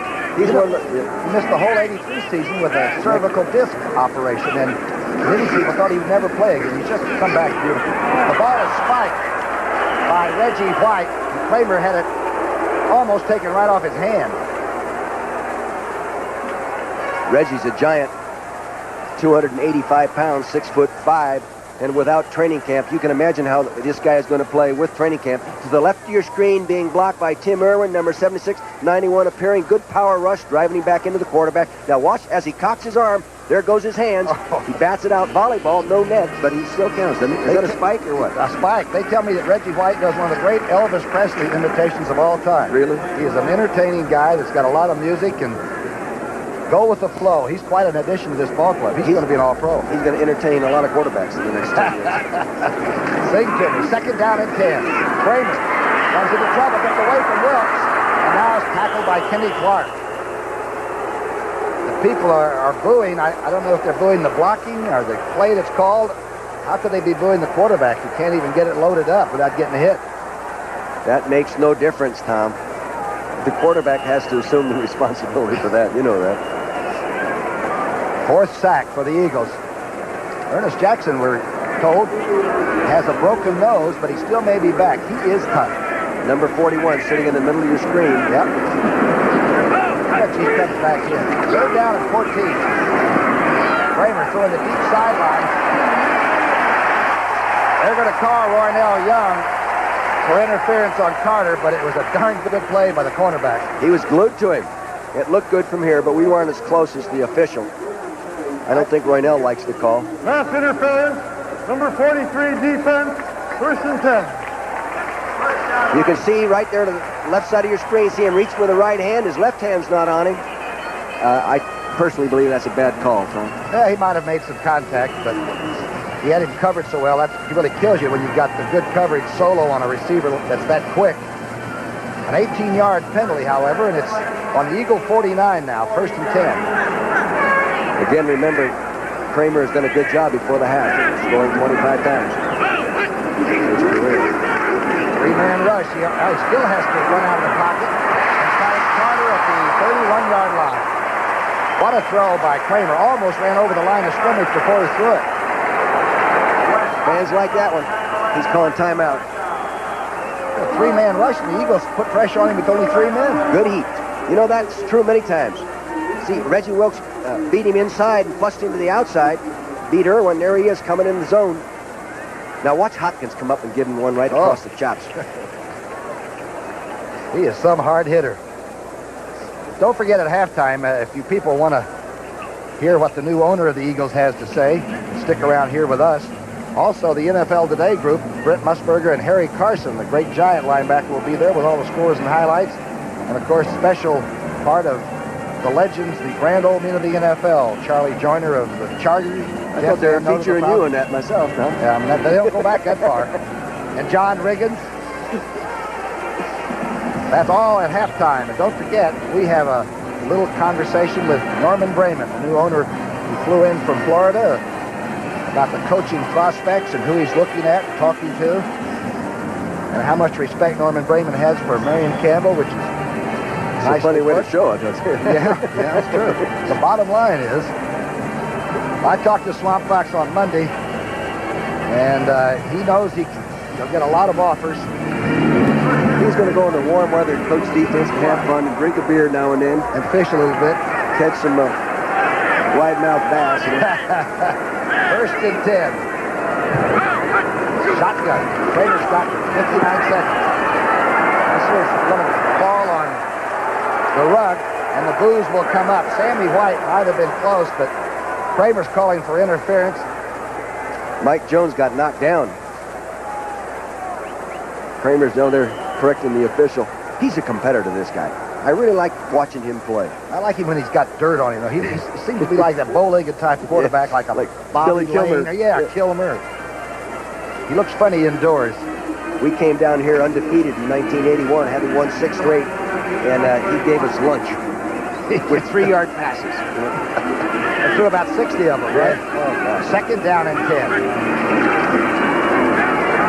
Kramer gets away from the rush somehow, and now is tackled at the 35. Great coverage downfield. He couldn't get to the open receiver. Nobody was open. The 5th sack by the Eagles. They're really putting on the rush. Greg Brown, I believe, got this one. Watch, everybody's coming now. 4 down linemen coming. Here comes Ray Ellis, number 24, off the corner out here. No, that's not 24. That's 21. Excuse me. That's Evan Cooper coming. Now watch how this guy, he stays after it. He moves up inside. He still can't find anybody open. Wes Hopkins was in there, too. They had safety men back there trying to flush the quarterback out. Kramer steps up, finds Carter at the 16-yard line. 28 seconds, Tom. 27 seconds. Ellis making the stop there. Boy, good movement by the quarterback in that pocket. Well, it's breaking down in a different area, darn near on every play. Carter's beginning to show the speed that when Minnesota traded, they traded the sin line to Miami for the rights to Carter, who had just burned up the USFL, and he didn't do much till the Eagle game in Philadelphia when he got the 2 long touchdown catches. Now he's beginning to get the motor tuned up. Sometimes to re-emphasize a receiver in your offense, you have to change how you're reading some of your basic patterns to get the ball to him more. So because coverage is forcing you to go in a different direction, and you have to reorganize your read so you get it over to that flanker back. And that also is true when you're trying to get the ball like to Jackson. Sometimes your reads are putting you over strong side too much, and you have to reorganize them if you want to get them back over there to another receiver. It's really involved, isn't it, the pass routes now. There's so much reading done and adjustment almost as the throw is being, isn't it? There, you're right there. But Carter has, he's caught 8 touchdowns and 37 receptions. That's pretty good ratio. One timeout. Minnesota has 1 timeout left. Don't forget, in the first half, the Eagles have outscored everybody, and in the second half, they've been outscored by everybody. So hang in there. Don't go away. If they blow this lead, I think Swamp Fox will meet them at the airport. It's 24-7 with 27 seconds left in the first half. Kramer's driving, though. First and 10. Beats the blitz and off the hands of Sammy White. And now the late flags are thrown on Herm Edwards. That's Jack Fetty, isn't it? The pudgy fella. He's one of your favorite officials. I know that. Edwards can't believe it. He was not in as good a position as the other official was to make the call. The official in position didn't make the call. Number 46 on the defense. First and 10. Reggie White was in danger of maybe getting a penalty then, defending his right cornerback. Follow the ball right in the middle of your screen as it comes down to the right corner. Now, there he is reaching across there. I guess they call him having his right hand on his hip. That's the only thing I could see. But Jack Fetty has never made a mistake. You know that official. Excuse me, Tom. Herm Edwards, one of the real good cornerbacks in football. First and goal from the 5. Minnesota's down by a ton, but they're trying to get back in it. They're going to call Edwards again for interference. They can only penalize you half the distance, so it's only going to be a 10.5-yard penalty. He figured if you're going to call one, I'll do a good one. First and goal on the 1-yard line. Herman Edwards, the right side of your screen. Anthony Carter coming off on an inside slant. He locks him up right there beyond the 5 yards. Definitely pass interference. He says, I might as well earn one if you're going to call it. So Herm Edwards gets called for strangling Carter in the end zone. It'll put it on the 1-yard line. If they score, it'll be the 26th time in his career that he's scored in the 2-minute drill prior to the half. Amazing. He does a good job. You called it. Brown and Anderson, both running backs are in. First and goal on the 1. 3 interference calls in this drive alone. Great defense by Kenny Clark coming underneath. Got him before he got to the line of scrimmage. May have lost a yard. Minnesota only has 1 timeout left. And they burned it then. They lost yardage on that. For 2 teams going nowhere, it's been a pretty darn good first half, hasn't it? They've done a good job. They're both battling. And this Minnesota team is the kind of team you just don't say you've gotten them beat. You got them beat, because they come back in the second half and they can get after you. Their best quarter of football, Minnesota's best quarter, is their fourth quarter. They've scored 128 points in the fourth quarter and given up 84, so that's plus 44 points. It's the best quarter they play. And you remember how they opened this season? They beat San Francisco on the first day of the season and shocked everybody. Yeah, and especially the 49ers. 49ers had over 500 yards of offense, but they turned it over too many times. And the old turnover factor is just killing football teams. It really has hurt the Eagles. Of the 13 teams, even or better in the turnover ratio, giveaway, takeaway, 9 of those teams are winners and 4 of them are losers. 9 and 4, huh? Yeah. And that's just if you're even. Even or better. Don't turn the ball over. Vikings only have 11 yards rushing, as Bud Grant is a sort of a man of all seasons. He's decided to throw the football. He'll do what he has to do to win. I'll tell you, I really respect the guy. I spent a whole day here during the season that time, Tom, and had a lot of time to visit with the guy. We're out on the practice field. Some geese fly over and he yells at me and points to the sky. He loves the outdoors. 2nd and goal from the 2. Roll out, play action pass, touchdown to Ted Brown.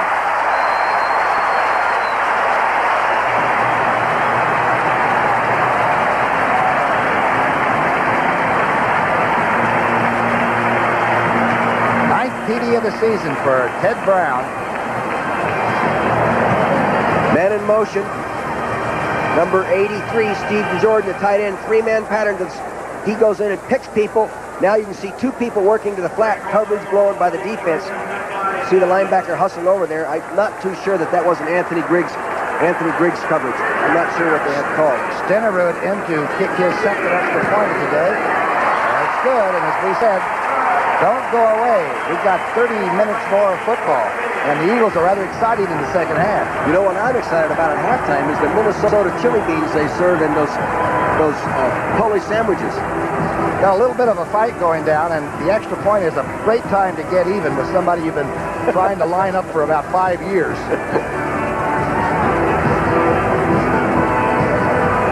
They're yelling across the field at one another. That was Irwin again. Number 70, now they got another fight going down on the 5-yard line. Coleman is involved in this one. He's the holder. I've never seen a holder get in a fight, have you? I know I've never seen a punter get in a fight. Swilly's coming off and Big McDonald. Irwin had them all stirred up. He can do it. The great thing about a football fight is that nobody really gets hurt. No, I know. I'll tell you one time in a college ball game, I got hit in the Adam's apple. I'm the quarterback. You know, I couldn't say anything for about 10 minutes. Have you ever got hit in the Adam's apple? Yes, I know it. Oh, my God. I've hit other people in the Adam's apple. Really? Don't forget, the second game after this next half, which is going to be exciting, the Cowboys and the 49ers. And Dallas has already won the NFC East. San Francisco, with a win, would get that other wild card spot. And as Dick Vermeil has said, Washington would be out, and the 49ers might be the darnest wild card team to get into the playoff in years. Right. You know, the Cowboys have not been consistent in performance through the year. They've been consistent enough to win the division, but they've had some major setbacks. You know, get blown out a couple times, and like 50 points scored on without needing this win, I'll be curious to see how they play. There's the lawyer. There's a barrister after my own heart, 285 pounds. Academic All-American in a political science major. Won the NCAA postgraduate award for the University of Tennessee Law School. Doesn't he look like a lawyer right now? What a scuffler he is, though. He fights all the time. I bet his wife throws him around like nothing. Stenerud's onside kick, fallen on by the Eagles that claim they have the ball. 12 seconds left, and as Dick Vermeil has told you, Kramer can do a lot in 12 seconds. It's a 24-14 game. Good football game. A lot of things have happened. Now, going into the halftime, you have to tell one team has to say, don't forget, we can't let the pressure off. And the other team is saying, yeah, but remember how we came back against this team 4 weeks ago. That game has had to leave an impression on both teams. Mike Quick was on the bottom of that pile and came up with the important recovery. Put your people with the best set of hands on the team in there for that onside kick possibility. 1st and 10 now. One snap, and that'll be all she wrote till halftime. Don't forget, coming up at halftime, we have not only all the scores, we also have an interview with Norman Brayman, Eagles' new owner. It's rather revealing. Jaworski going back and throws to Garrity, who drops the ball at the 38-yard line. And he can't believe it.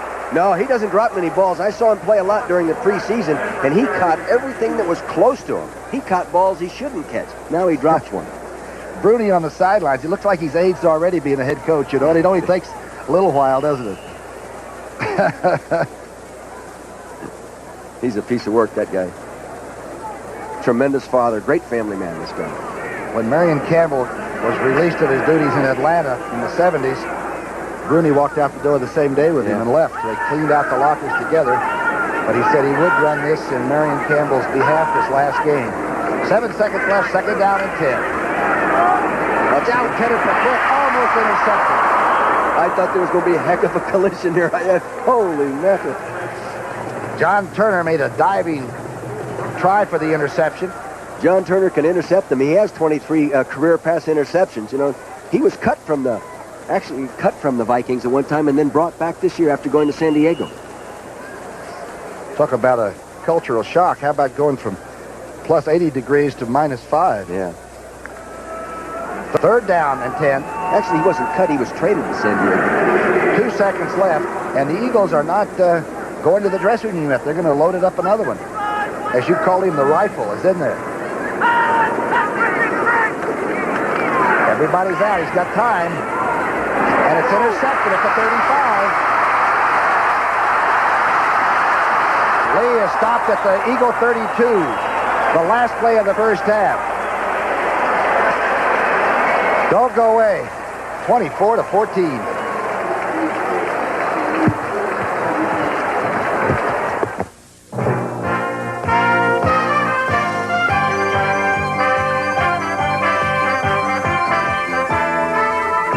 CBS Sports coverage of the National Football League is sponsored by the investment firm of Smith Barney. They make money the old-fashioned way. They earn it. And by Lowenbrau, brewed in the great beer-drinking countries of the world. This world calls for Lowenbrau.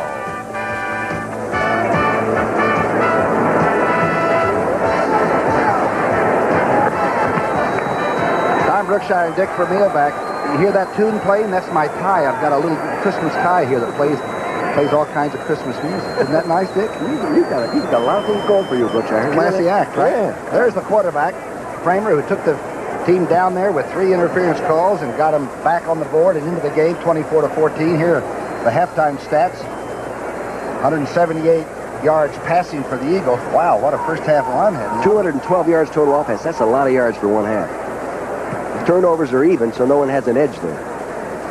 Might recall that the most yardage the Eagles had this year was in that first game that they ended up losing 28-23. They had, I think, 443 total yards in that first loss. And as Mr. Brayman said, that was a tough one for him. Keep talking, Tom. I'm eating my chili. Wait. Yeah, I noticed that. That's the best way to get rid of the cold. That chili will get you all straightened up. There's the man that's back where he wants to be on the sidelines. Bud Grant left the team last year. They only won 3 games under that Marine Sergeant Les Steckel. This guy he runs what looks like it's a loose ship, but it's not. No, he's totally in charge. And I'll tell you, when he speaks, they listen. In fact, if he burps, they look up, you know. McFadden kicking off from the 35-yard line. Buster Rhymes is waiting. Will go out of bounds, and the young kicker will have to kick it from the 30 again. Speaking about the Vikings, what do you think Bud Grant needs to get this team in above 500? Well, from what I've seen, Tom, you know, they have a lot of young players on there mixed with some seasoned veterans, but I'm really not too sure what their number one need is. They have the good running back. They have the quarterback that's been up and down, but he's won some football games for them. I'd say right now the linebacker core has to be rebuilt, which they tried to do last year, drafting number 1 Chris Dolman, who's not playing. Matt Bear's playing this place right now. Bud was quoted in the paper as saying he would not draft. They picked 10th in the draft, their first choice. he would not draft an offensive lineman. He said you can get those second or third rounds that are still quality players, so he may go for a big running back. Sid Gilman always told me that. He said, Dick, don't waste your top 2 picks on an offensive lineman. Just develop those guys. And we made some mistakes on a couple offensive linemen picked in the second round. If Sid Gilman stays on with the Eagles with the new coach, he would sort of be like a babysitter for Shula. Shula's about 26 and Sid is 74. Oh, well, that's just talk. Here's the kickoff. Rhymes at the 7-yard line. Hit hard at the 28-yard line, but a good return by the Oklahoma Sooner. The fellow in that gray burr cut is Paul Wiggins. Used to be an All-Pro with the Cleveland Browns and was coach at Stanford. You know, he coached at San Mateo Junior College when he played in the NFL in the offseason, and I worked with him there, and he's actually a guy that helped me advance career-wise. He talked me into turning a JC job or taking a junior college head coaching job that I had turned down, and he talked me into taking a job. Last year, he was out of football. He was working with Peter Ueberroth as the liaison between the upper echelon of the Olympic people and the athletes themselves. He's a very fine assistant coach, and he loves football. Kramer back to throw on the first scrimmage play of the second half, and now throws it away. It's knocked down by Scott Snugwell on the Minnesota sideline. They're starting right out booing again. Kramer's been through some bad injuries. He's always come back and played well. I remember his rookie year. Nelson's had a little trouble holding on to the ball. He's lost 8 fumbles this year. Watch the man in motion. Now he's going to block on this side. The tackle, Hoffman 72 and Brent Boyd 62 pull. There's old Greg coming in from the backside and got right at the exchange point and knocked it out. Good play by Greg Brown. He's still hustling, too. He started out as a free agent. Remember, he was on a construction crew in Washington, D.C. Yeah. First and 10, going the other way now. The Eagles with another turnover. Ernest Jackson gets inside the 30 to the 29. Tim Newton tripped him up. Timmy Newton's a big nose guard, weighing 302 pounds. You know, he leads the nose guards in the National Football League in interceptions. He's got 2. That is. I'd like to see him run with it. I saw him run one, I guess, against the 49ers, and he ran like a hurdler. He had big high knee action, huffing and puffing, going down like a big steam engine. They say Chicago has a refrigerator, and they got the ice box. That's what they call him, I guess. I think he's more like a deep freeze. This guy. second down and 7. Blown back is Jackson. Here's the misdirection handoff. Jackson has to bounce outside. It's thrown for a loss now at the 34 by Martin. That was the same play that the Minnesota Vikings just fumbled on a minute ago. The Eagles ran it back and lost yards. The counter, and you pull everybody on the offside, huh? That's the Washington Redskin play. Jackson needs 48 yards to break the 1,000. That usually means a few bucks. Most contracts for running backs are if you get 1,000 yards, you know, $5,000 bonus or something like that. I tell you, the punishment a running back takes, I don't think you can give him too many bonuses. 3rd down and 11. Everybody wants to tackle the running back. Jaworski is hit hard at the 43-yard line by Millard. He had 4 sacks against the Eagles in game number 1. He did a real nice job that time. I think that's his 11th or 12th sack. He had 10 coming into the ball game. He's the gentleman we were talking about earlier. Good, tight man-to-man coverage. Now watch the 3 receivers at the bottom of your screen. They come off. Everyone playing a man-to-man, backed up by a free safety. Nobody to throw the ball to. Therefore, they get to the quarterback. Here's the heat coming right here. Flush back to the inside. Here comes Millard around from the back door. Push him down. He's strong. He really hurt Jaworski with that tackle. Had the arms locked and everything, just like the coaches try to teach. Moran now to punt from the Eagle 40. Nelson is back. One of the lucky men. He's going to kick it away from Nelson. Trying for the out of bounds, and it's downed on the... No, they're going to call it a touchback. Is that Major Everett? Major Everett thought he had spiked it back on the 1-yard line. They're going to call it a touchback. It was very close. The ball's coming down to the right corner of the screen. It takes a bounce out. The ball's in the air. Let's see. Now, his left foot was in the end zone. Or right foot was in the end zone, and his rear end is on the goal line. Of all the beers in this world, there's only one brewed around the world. From the land of sky blue waters. We're indoors, though, in Minneapolis now. It's 24-14. Tom Brookshire and Dick Vermeil, the Owl and the Pussycat combination. Yeah. Watch how you talk there, Mr. Goodson. Walter Payton has, for the third consecutive year, gone over 2,000 yards in total yardage for the Chicago Bears. We're just notified. He is starting his 151st game as a running back. Imagine doing that as a running back 151 times. He is so strong physically, and he maintains good strength through the weight programs. Strong mentally, too. He has to be. First and 10 for Kramer now. Dumps it off. Jordan has it. And his gang tackled at the 26-yard line. Reichenbach and others. Yeah, I think Jordan, here he is, a fine receiver with, I think, 65 receptions right now, and has not caught a touchdown. Probably the best Christmas present he could get is one in the end zone, huh? Put under his tree. You saw Brown after that fumble recovery. He took it over to the bench. He took his Christmas present with him. Players or something. Second down and 2. A lot of time left in this game. Kramer wide open down the middle. Mike Jones. When I mean open by 15 yards. Reichenbach had to make the tackle just short of midfield. A linebacker must have bit on an underneath pattern, Tom, to turn that guy that loose in that zone area. I tell you, the fact that they didn't do anything, Eagles didn't do anything with that last turnover they got, could hurt them somewhere in that fourth quarter. Take a look at the linebackers as they drop now. Reichenbach, number 55, Kranick, number 52. Kranick ran out of there. Now, maybe it was a man coverage underneath. I don't know, but Wes Hopkins has to put him down. 19 yards. The Vikings now moving on their own.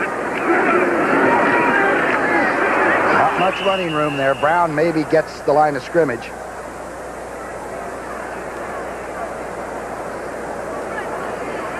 Kramer came in with 25 pass interceptions in the season, and he had one in that first half. So he's got 26, 17 touchdown passes. He's had... Tom, when you throw the football touchdown against the Eagles, you're throwing into their strength. That's the best thing they do is play pass defense. Well, they played as well as anybody. Yeah. They can take away your game. Second down and 9. Kramer dancing and now unloading the ball into the sidelines, and he's knocked down and helped up by Reggie White.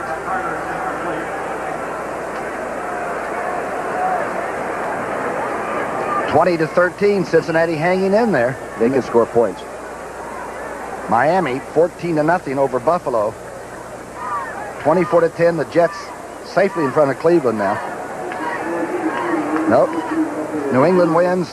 Kansas City going. They're getting after them. Or the Jets win. Of course, the Denver Broncos will be home for the holidays. And nobody wants to in professional football. At this time, you got to be busy. Third down and 9. Kramer going deep and trying to throw it away, and still almost intercepted. They're having the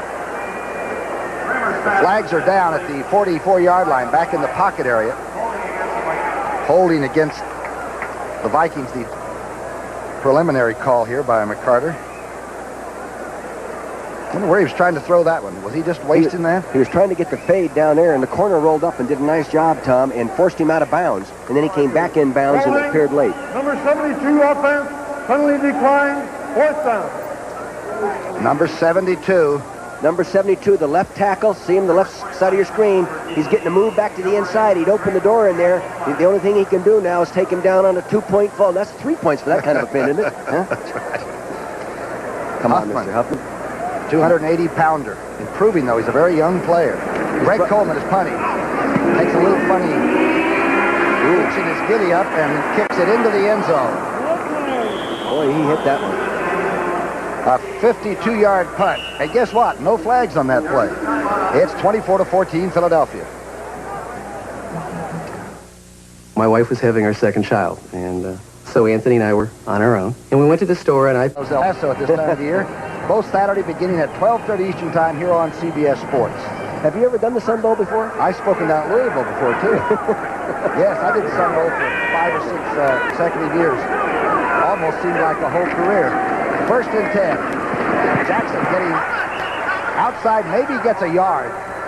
Good defense on the outside by Howard, the young linebacker. Good linebacker play by David Howard, standing almost in the middle of your screen, number 99. Now watch him flow inside out. Matt Blair goes up inside, 59. He scrapes, meets the blocker with the inside shoulder, just like he's coached to do it.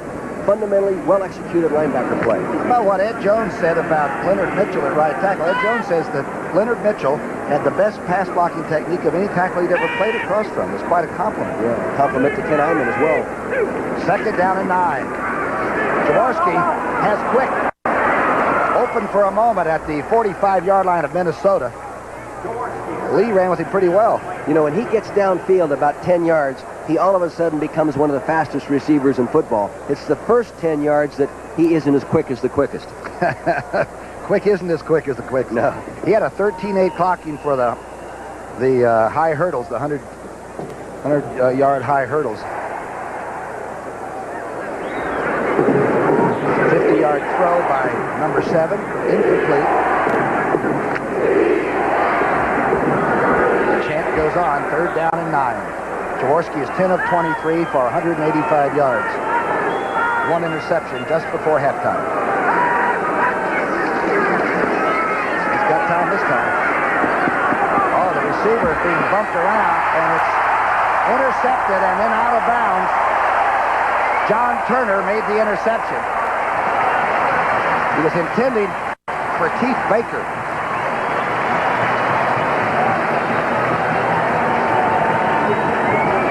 Watch the ball be snapped back to the quarterback. Now watch 27 at the bottom of the screen. Now when the quarterback looks to his right, see him start to move, he's reading the quarterback's eyes. He gets a little jump on the ball. Now he goes, look at the distance he covered when that ball was in the air. Great free safety play by John Turner.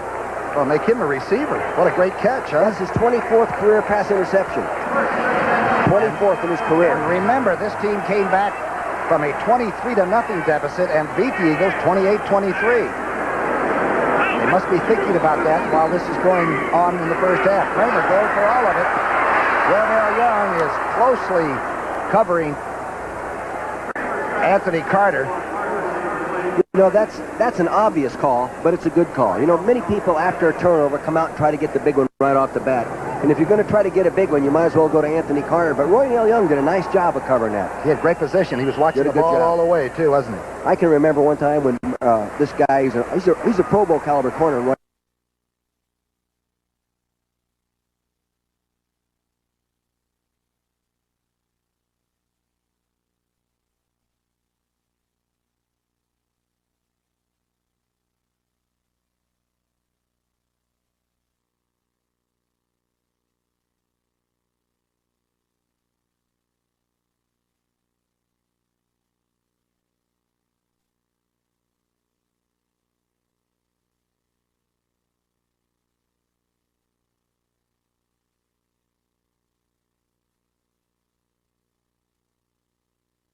Ellis and Hopkins. Here's the draw play. Darren Nelson inside the 40 and breaks inside the 30-yard line. Boy, can he scoot? Reichenbach made a touchdown-saving tackle, a linebacker. You know, I can't believe that his longest run this year is 37 yards. I just can't believe that. That's the longest run of his career. He looks like the kind of guy that's going to get the long one. Now see him slide to the quarterback. He takes the ball. He starts up inside, bounces outside. David Huffman's doing a good job of holding Greg Brown in there. Now he gets a block by the wide receiver right there, Mike Jones, number 89. And those guys normally don't have that in their contract, do they? What a move, yeah. What a move he made on the secondary, man. A 23-yard scamper by Nelson. 24-14. That's only 10 points. Straight ahead. Nelson now ducking back, gets to the 25. That's that little counter dive that he likes to run off the nose guard. But that's tough to run off Kenny Clark. And even though Dennis Willey's playing well on Kenny Clark, it's tough to run those kind of plays on Mr. Clark. Look at this guy. He's not very big. You know, the big emphasis in the league this year is publicity for the refrigerator, all the big giant guys. But, you know, there's some little guys playing darn good football. This guy's 5'9", and I think that's stretched about 1.5 inches. Leo Lewis, the little wide receiver that's injured that plays for these guys, is shorter than that. If you're good, you can play no matter what the size. 2nd down and 6. Kramer being flushed out. Nelson, touchdown.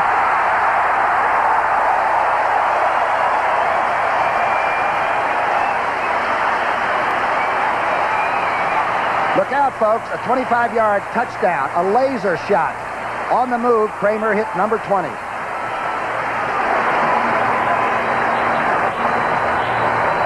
That's why I like Kramer so much, Tom. He doesn't quit until he's down. He is a competitor. He throws a touchdown every 13 completions in his career. That's pretty good average. And that touchdown they got right before halftime was essential. Yeah. Stenerud now for his third possibility at a point. He's the second all-time scorer and the first active player in scoring in the NFL. Guess what we've got? A three-point game.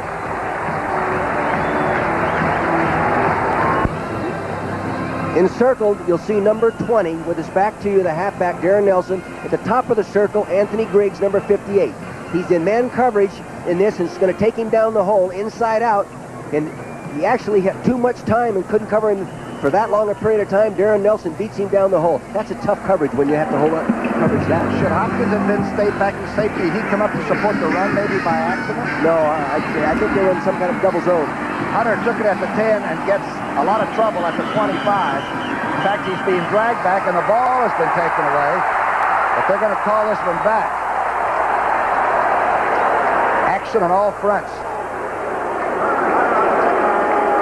Grossnagel is the player that tried to run in with that stolen pigskin. Do you start thinking that you're maybe going to let the other team get back into a game when they're suddenly back down to like 3 points now? Well, I don't know. The third quarter for the Eagle defense has been their best quarter all year. They've only given up 55 points. The fourth quarter's been their bad quarter, giving up 92 points. Holding a lead. Boy, that's a hard thing to teach a young team to do, but it's essential in this league. First and 10. Ball from the 25. The rollout. Jaworski is rushed into throwing the ball out of bounds, and he's dropped at the same time. David Howard, the young linebacker, caught up with Jaworski before he got out of bounds. You know, David Howard, number 99, is from Long Beach Poly High School in California. Some great football players come from there. Gene Washington, the All-Pro for the 49ers. Earl McCullough, the great Detroit lion, all out of Long Beach Poly. Darrell Rogers, the football coach at Detroit. Yeah, Long Beach Poly. They've turned out a few. Last 4 games, the first half, they've outscored everybody 42-27. Look at this. In the second half, 72-24. They've lost 17-12, 20-14, 28-23. Incredible. Young tight end Little has it just short of the 30-yard line. Tackled by Turner. You know, if I were a corner, like Carl Lee was that time, in a bump-and-run position on Mike Quick, I would be nervous. You know, I don't think I'd like to play up that close to him. You got to really love your pass rush. And have a good contract. A good dog at home and a wife that loves you, right? Not necessarily in that order. New England 20-16, Cincinnati getting very close. And as the coach says, they can score a lot. 27-10, the Jets are going to end up in the wild card should they win. 3rd down and 7. Jaworski, short of a first down. I believe it's going to be close. Howard tackling Dave Little. Depends on the spot.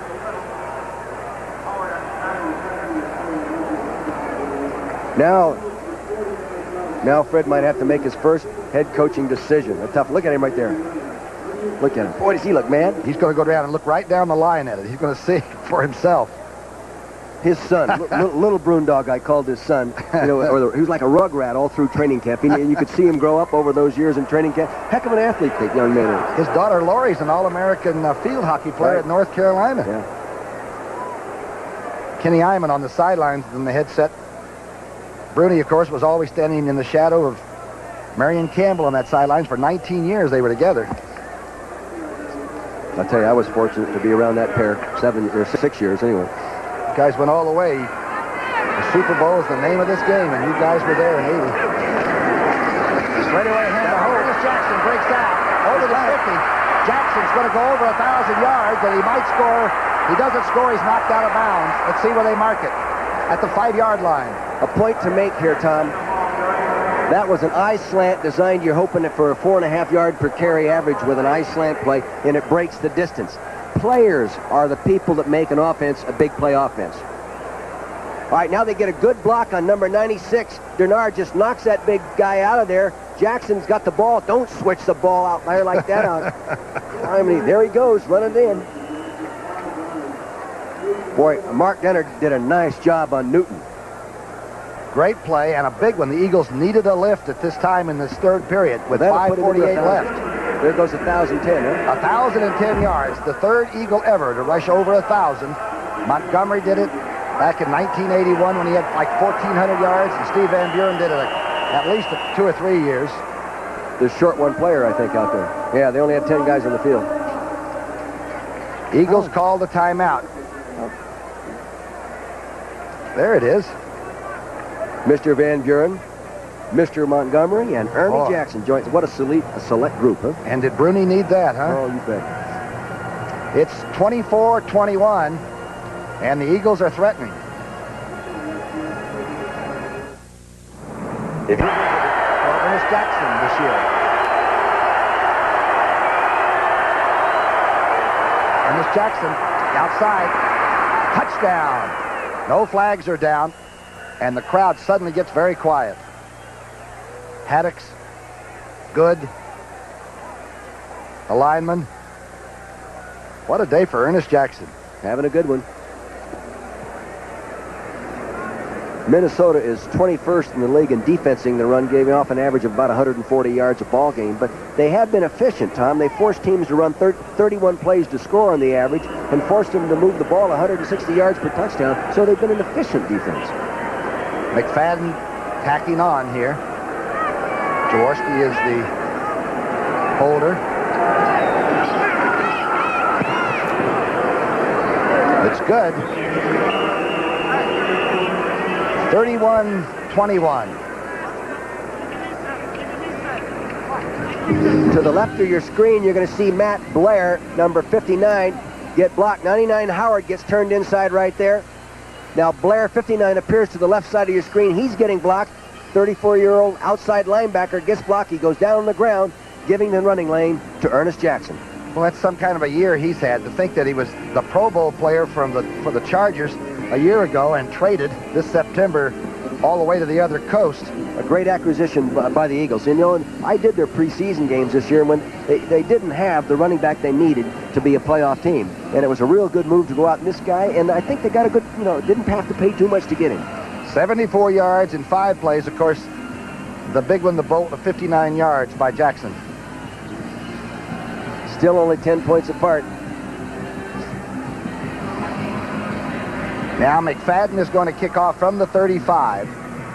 We'll watch and see if he roots it into the corner so that Buster Rhymes does not get a substantial run back. He's trying to tuck it over there, but Rhymes has it at the 9. Uh-oh, trouble. He can run.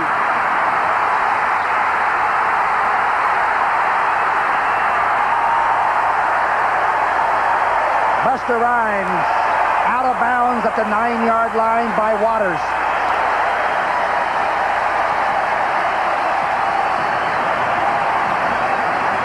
That was some run back.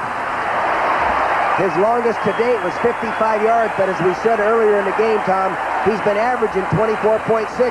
The wedge in front of him does a pretty good job. They stopped people from getting after him real early. It allowed him to get going. See the wedge right there? Now he gets flushed. Missed tackle right there by Joel Williams. He should have been in training camp.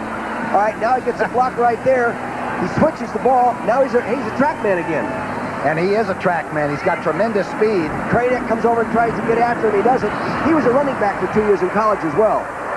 And Waters finally forces him out. It's 1st and goal on the 9. 5.5 minutes left in the 3rd quarter. I had a feeling this was going to be a rouser.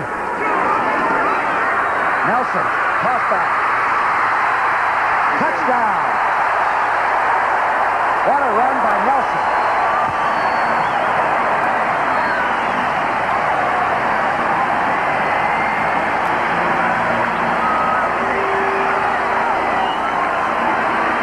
Happiness is an 88-yard kickoff return. You know something, Tom? You don't see many like that. There have been 7 kickoff returns in the league this year for a touchdown in 1,613 attempts. But watch this guy. Watch him give the move. He sets him up to the outside and cuts back inside. And that guy doesn't miss many. That's Wes Hopkins, number 48. He overran the play. He's got to keep that shoulder inside out on him. Nelson's greeted at the sidelines. Tentative now. They'll try to make it a 3-point game again.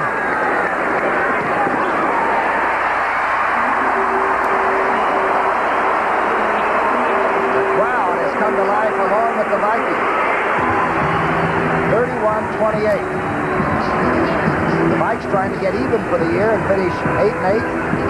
They are a competitive football team, and Bud Grant is so competitive. And take a look at this run back again. You just don't see many. As I said, 7 kickoff returns for a touchdown this year in 1,613 attempts.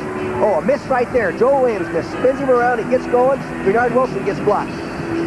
Right there. You know, when he got spun around, it looked like he was tackled. I think some people probably let up a little bit. Good speed, good strength and balance within the running ability of this man. He had a fine average as a receiver, 22 yards per catch in college, Tom. And he only played receiver for 2 years. We ought to give him more privacy in this. Here he is dressing right out in front of the television camera. He came into the ballgame only needing 2 yards to surpass the Minnesota Viking record. I guess he got it and really spoiled that old record. They gave him a New Jersey for a prize. For Christmas. Yeah. It's the holiday season, and we've got a good game here. 31-28. Bruni on the sidelines. There's Mr. Brundog. Look at him. He can't let him down. There's Gans, the special teams coach. Fine coach, too. Waters is waiting at the Eagle goal line. You know, this guy can put him in the end zone, too. Stenerud? No, I mean Waters. He's only returned 3 in my knowledge, but Hunter's the guy that does the great job of returning. There's a kick by John Stenerud. Waters has it. Got a hold.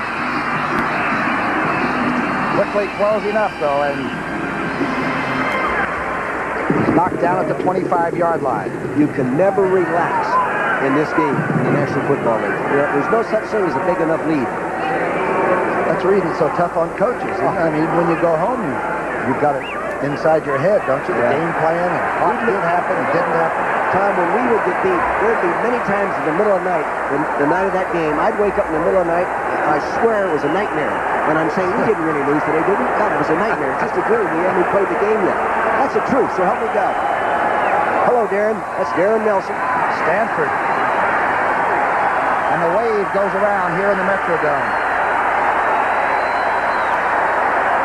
Jaworski. Going for Quick. Quick has it, and then he loses it at the 45-yard line. Mike Quick had the ball for an instant. Now they're going to call interference at the Eagle 49-yard line. That's what I was talking about, Tom, earlier. I wouldn't like to play bump and run on Mike Quick unless I had a safety backing me up all the way. Number 29 on the defense. First and 10. Carl Lee. Here's Bud Grant. He loves officials, just like the rest of his coaches used to, you know? He's already dialing the NFL office in New York. You'll see it right in the left-hand corner of your screen. The guy pushing him right there from behind. It's not obvious interference by that shot. It really isn't. The amazing thing is Quick almost caught it anyway. Yeah. First and 10. The ball is on the 48-yard line. Inside Jackson. And he's stacked up by a horde of purple jerseys. That's that stacked defense again. And Foltz, number 50, Tom, shot the gap.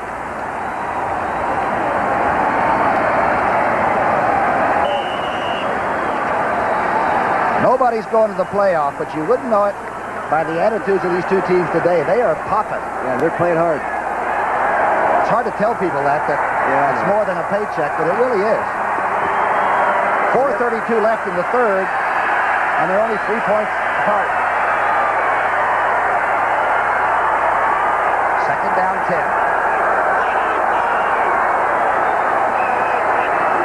blitz is on. Jaworski reads it, but misses Little in the flat. The crowd is really beginning to get into it now.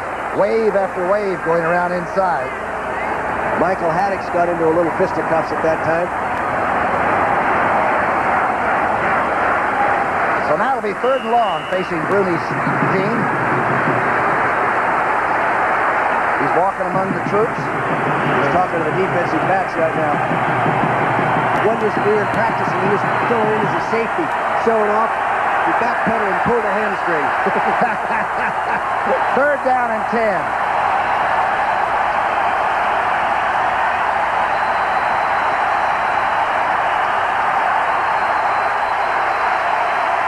Dennard can't hear the snap. He can't hear the shotgun cadence. Yeah, the quarterback is so far back from the ball and away from the lineman, they just can't hear it. That's about the only disadvantage I think he had in this situation. Oh, they're going to boo now. Bud Grant's going to start cheerleading here pretty good. Starts.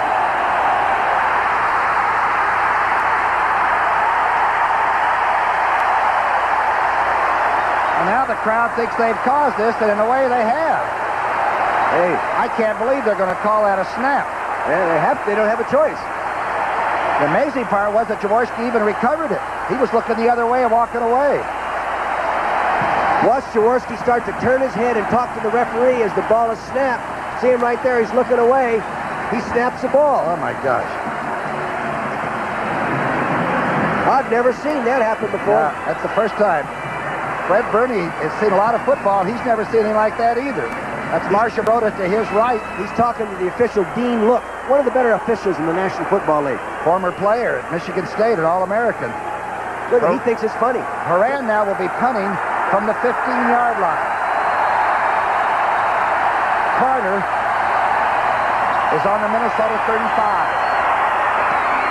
This is a good hang-time punt.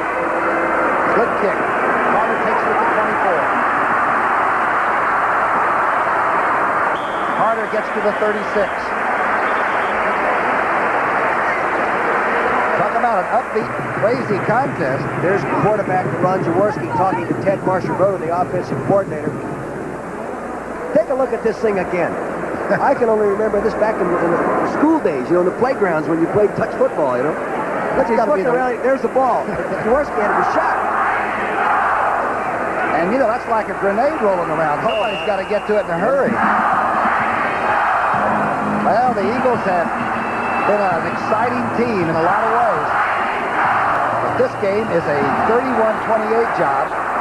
Don't believe him, Freddie. Don't believe what he tells you, Fred. The Vikings have the ball at the 35, call it. 1st and 10. Tommy Kramer's gone all the way at quarterback. Complete.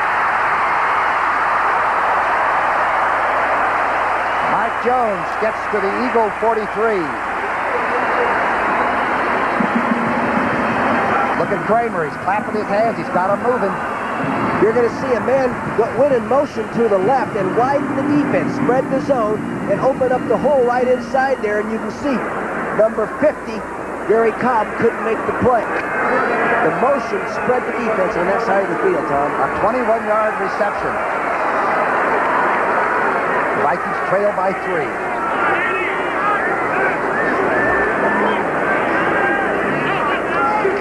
Inside trap play. Nelson gets into the 40-yard line. The offensive coordinator, Jerry Burns, for the Minnesota Vikings, does a lot of little motion play type things. He does a real good job of coordinating it. That time, same kind of motion, running play. Time before, motion, slant pattern. He ties things together nicely. Tough on the defense. And this is a young team with, we said, there are 13 rookies on this squad, and that's a lot for a Bud Grant team because he likes people that are long of tooth. Second down and 8. What was that? Long of tooth. Second down and 8.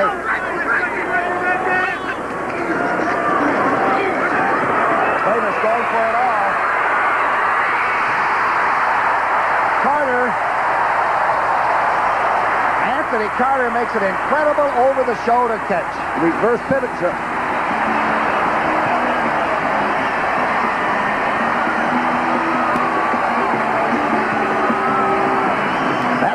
hanging up there, and he did a great adjustment under the ball, under the throw.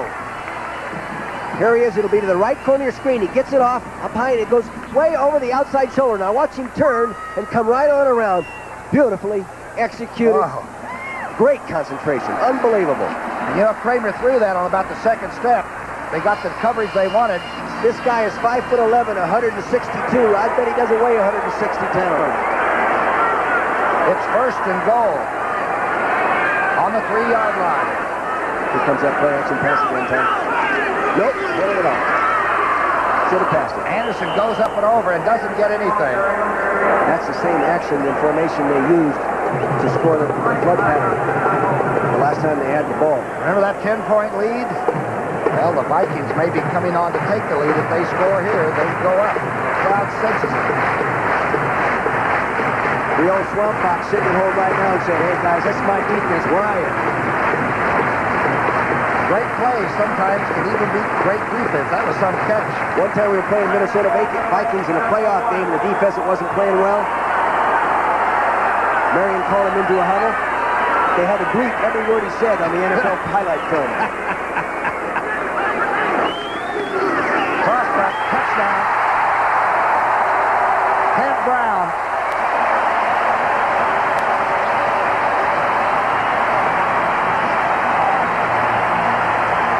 Hold the phone. For the first time, with 1:43 left in the third period, for the first time, the Vikings take the lead. That's right. You just can't count Kramer out of a ballgame. You can boo him, you can kick him, you can sack him, but boy, you better wait, let the clock in the end of the game to beat him, because you got to play out every 60 plays with that guy. You know? The 2,000-year-old kicker now, Jan Stenerud, will move the leg into action again. Oh, straight and true.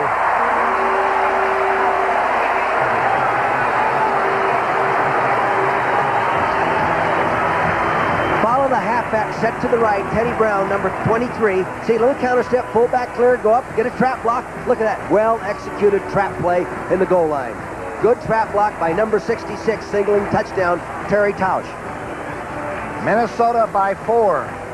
The first coach of this franchise, when Max Winter took over, was my old teammate, the late Norman Van Brocklin. And Marion Campbell was on that staff. On that staff, and he developed the Purple People Eaters. Remember Alan Page? Yeah. I remember him, had a coach against him. There's Teddy Brown. Teddy Brown just scored his 36th career touchdown, his 7th of this year. Very productive football player. 4th all-time receiver as well. There's Johnny Michaels, the former Eagle teammate of mine, the line coach, talking to Ted Brown.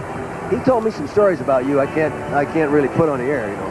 Oh, gosh, you don't believe him, do you? No, I know, Of course not. I know. We were rookies together, and that was just a couple of years ago. Here's some other scores now. New England 27-23, and it's not over. Of course, if New England wins, the Denver Broncos are out. Ray Berry's done a good job up there bringing them all back together and getting all that material working as a unit, you know. Miami beating Buffalo. Chicago still laying it on Detroit, even though there's not much to win for. They can't stop it if they want to there. No, that's the big difference between them this year and last year. A deep level of confidence. Waters is the safety man on the Eagle 1-yard line, and this man, of course, you've been watching for 19 seasons. Stenerud, Norwegian-born great kicker. This is a squib job. He did this on purpose. Touchdown, and the Eagles will bring it out to the 20. Good decision. Good decision to go ahead and let that, took that AstroTurf bounce. That kind of a play is what ages coaches also, isn't it? Huh? Boy, I'll tell you. Herman Hunter, normally the kickoff return man, in fact, the all-time yardage leader for the Eagles, is not in. He's got a pulled groin, so Waters is backing him up. They've got a lot of young, good players. The Jets, 30-10 over Cleveland. Like the Jets are going to make it, too. That means that Denver will not be in the playoffs if that maintains, and the Jets would host the wild card game. Here we've got a 35-31 game, Minnesota. Jaworski. Jackson with the 25. Leonard Mitchell let his man get underneath him that time, Tom. Big Leonard Mitchell. I can remember when he was a rookie. Had bad habits, discipline habits, being late to meetings. One night he missed bed check. So the next day he comes, you know, and I have a squad meeting, and I am chewing him up one side down the other, and he walks into the meeting late. He didn't hear me chew him out. So help me God. Everybody else was heard him. I was ranting and raving, you know, like usual. He didn't even hear me chew him out. He was so late. Second down 5. Drive play. No. At the line of scrimmage is met by Martin. Ernest Jackson didn't get anything. Now it brings up a very interesting third down call. 3rd and 5. They'll go to that shotgun again. They might call a shotgun play and just go up and take the snap rather than have him back. Think they'll start, the crowd is saving up for one big blast? You notice how quiet it is right now? Just wait. The Viking coaching staff on the sidelines. That happened the last time we were in this place. Remember the official came over and Buck Grant? He did hell with you.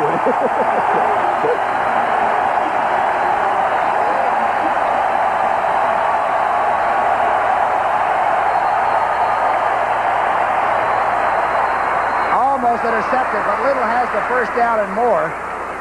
Young tight end gets to the 45-yard line. Boy, that ball was almost intercepted. It was. You know, Dave Little originally tried out with the USFL team, Memphis team. Didn't make it. Here he is playing the National Football League. Nice little pass right to the left. See him? He gets the man-to-man coverage. He almost deflects it. He doesn't. When you get man-to-man and you beat it, then you have running room. And a good run he made, a 20-yard reception and a valuable first down. The Eagles trail for the first time. 35-31 now. Closing seconds of quarter number 3. Jaworski dumps it out to Haddix. To the 43-yard line goes Michael Haddix at another first down, and the clock continues to roll. That will be the last play of the third period. Boy, that was a long quarter. Wow, we got 15 minutes left. That's the end of the third quarter. The score, Minnesota 35, Philadelphia 31. We now pause for a word from your local station. This is CBS.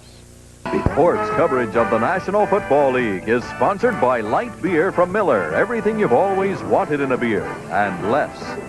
And by Radio Shack, your Christmas electronics store.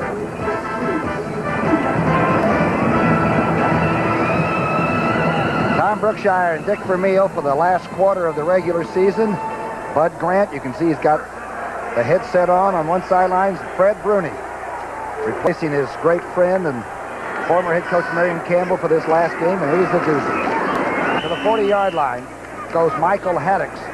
Pickup of a couple. This is the first time the Eagles have scored over 30 points since 1982. Has it been that long? That's been that long. And they're trailing 35-31. The fourth quarter has been the Vikings' best quarter of football. They're plus 44 points in the fourth quarter. The Eagles are minus 12 points in the fourth quarter. Well, you get turnovers at this stage of the game that they really can. That might be the deciding factor right here, Tom. It turns it over.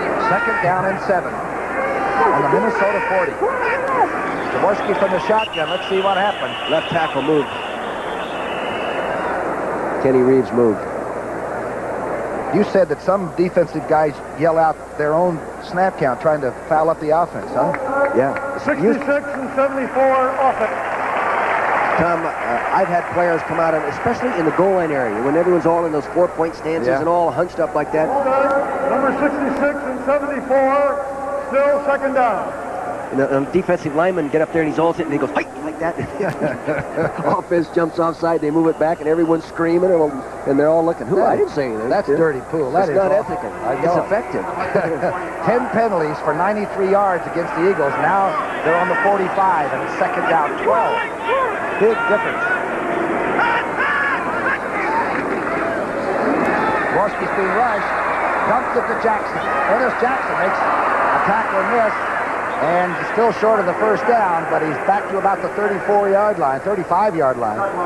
Studwell making the tackle. Studwell is their normal starting inside linebacker, as we know, Tom, but he has a broken thumb, and it's been pinned and operated on, and you can see in his right hand right there. That's why he is not playing all the time. Can you imagine him trying to intercept the pass with that on there? I bet he's beating people on the head with that big, heavy cast, though. I played one day with a 7-pound cast on a broken hand. Really? I got even with that corner. I got even with Gifford and Alex Webster. I chased them all over the County Match Stadium one day. was the only time we were even. Third down and 3.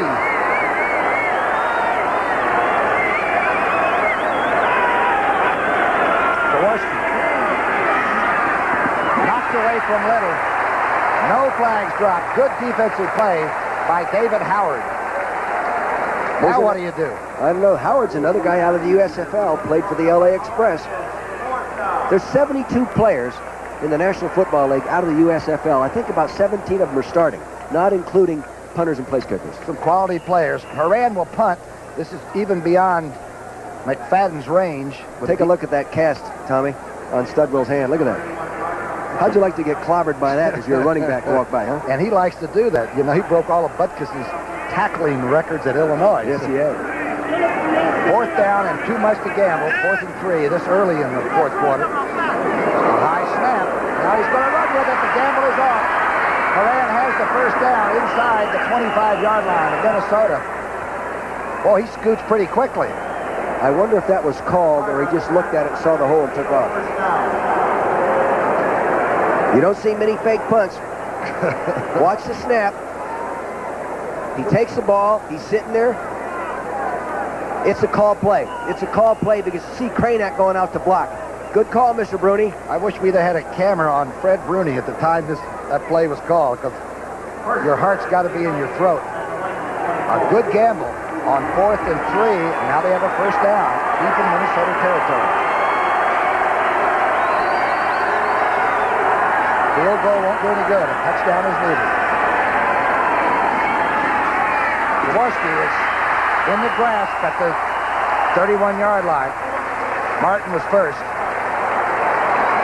Pretty smart move not to throw that one. Everybody was covered. He has 2.5 sacks. That makes it 3.5 sacks for the year. Mr. Martin, what's a half sack? I don't know. They play wishbone with those quarterbacks.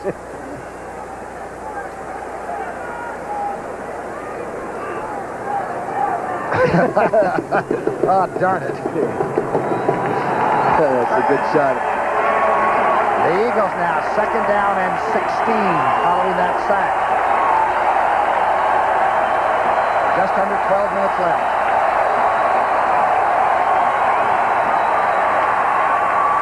Quick as the receiver. He can't hang on at the 5-yard line.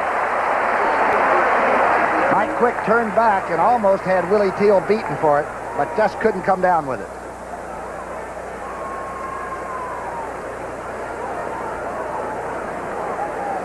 Old Jaws is competing, isn't he? Now you're 3rd and long. There's Ted Marshall-Broder, Wow. the offensive coordinator. He broke me into pro football. 1969, I was a special teams coach at the Rams, and Ted Marshall-Broder was the offensive coordinator. And I used to sit in all the offensive meetings and listen and put in game plans. And really enjoyed him. Quite a person. Head coach of the Colts for a while. Coach of the year. 3rd down and 16. The play so far this game.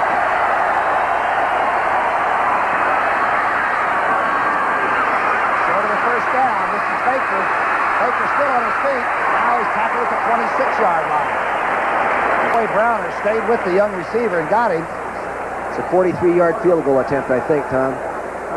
This will bring the Eagles to within 1. They trail by 4. McFadden coming on. As we said, he loves this firm carpet. And he likes the indoor arenas because the ball carries better. He's 15 for 19 from this distance. Didn't he call you Mr. Brookshire? Yes. He didn't know you very well then, huh? Yeah. He makes me feel like an antique. 15 for 19 from this distance. If I had a kicker like this, I'd probably still be coaching. You know that this team, though, the Vikings, have blocked 67 different kinds of kicks. I know it. You know, in the last, I don't know how long that is, since 1976. Huh? And the guy that did most of that, 22 of those blocks, was Blair, number 59. Stay tuned. We're not trying to beat a dead horse. Look at that. The second half stats, 21-7 in this game. McFadden is trying a 43-yard field goal to bring the Eagles within 1. It's strong enough. It's straight enough. Boy, to see he boot that thing right down the middle. You know, very consistent. He's from Youngstown State. That makes him 23 for 28 on the year. Pretty good record. There's 3 Youngstown players right here. Jaworski, him, and there's another guy. They're a tight end. Yeah, John Good. Within 1 point, 35-34, and we got a lot of time left. Christmas Day on CBS Sports begins with the Blue-Gray All-Star Football Classic. Some of the great seniors will be there. Navy's Napoleon McCallum, Notre Dame's Alan Pinkett. Then later on, the NBA returns as Larry Bird, Walton, and the Celtics take on Patrick Ewing. And boy, is he a force. That's the Knicks against the Celtics. All of that here on CBS on Christmas Day. I don't know if I'd kick it to this guy again. Try to get it down into the corner somewhere. Would you squib it? Would you squib it? I don't know. Maybe lay it down. The trouble is with squibs, you get too good a field position. Yeah, they get out over the 35 automatically. But this darn guy, Buster Rhymes, now I can see why he didn't get kicked off the team when he was cut practice one day. He just got on the wrong airplane, is all. Madden's kickoff is high and short. Rhymes is going to come out running.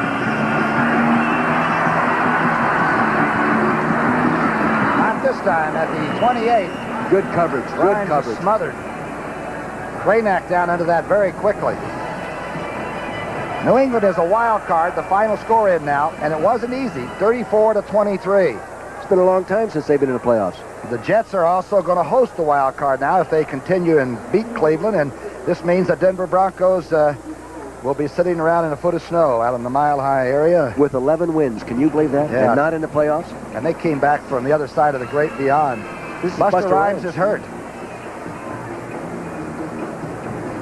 I didn't see him get hit. His 88-yard kickoff return, the highlight of almost any season. He's tough. Now let's hear the crowd cheer. I like it now. Let's hear it. He's done a heck of a job for him. He's returned, I think, now about 51, 54 kickoff returns. Miami 28-0. They cinch up the AFC Eastern Division. And they're, of course, the only team that has handled the Chicago Bears. That's the final score. Miami wins it. And now the Eagle defense. Or the Miami offense.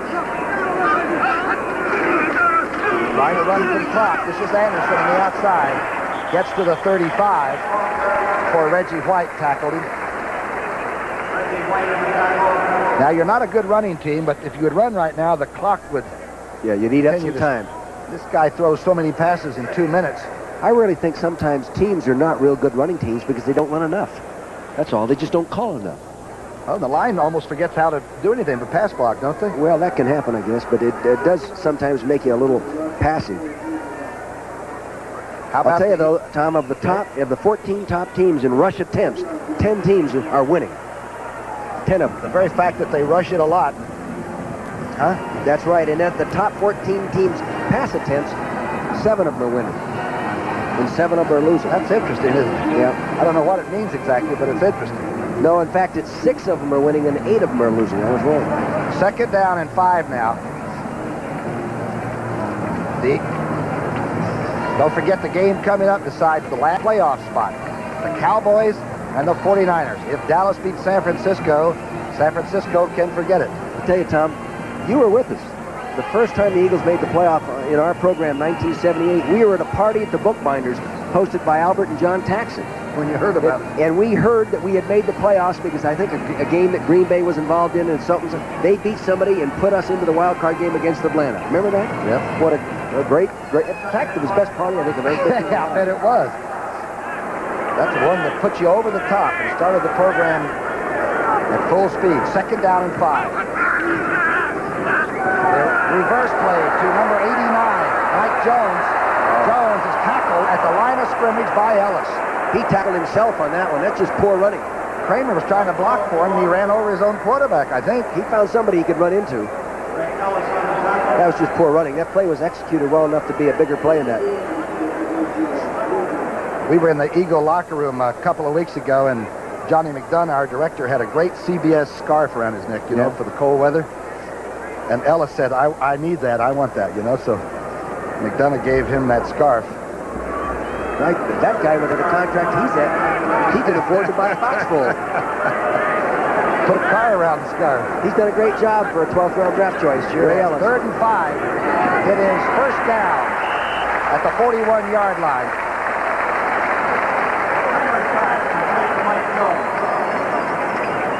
Watch the reverse that was run a minute ago. Here he is coming with the ball. Now watch the quarterback, number 9. He's supposed to get a block right here. Number 9, he's looking for someone to devastate. Woo! You see, he could have gone inside or outside that one. That's right. Kramer looked like an old tailback on that one, didn't he? A wind block. You know, trying to knock him down with a wind that you create as you miss him. Well, the last game of the season, at least you don't have to look at the movies and have everybody laugh, right? Yeah, no, they'll be into more look at movies. First and 10. If you win. That's right. If you win the last game. Otherwise, everybody just slinks off, goes home. Kramer being dropped. Reggie White gets him at the 38. What a defensive end he's becoming. Yeah, he's dominating out there. And Kenny Clark, the 7th sack. 7th sack. You know, a sack computes to be worth about 3 points to the winning team. Each sack plus you get over your opponent. I told you Dan Reeves now figures the sacks in with the takeaways, giveaways as part of their ratio. Is that important? You bet it is. Kenny Clark, nose guard. I don't know if any nose tackle has any more sacks than Kenny Clark does.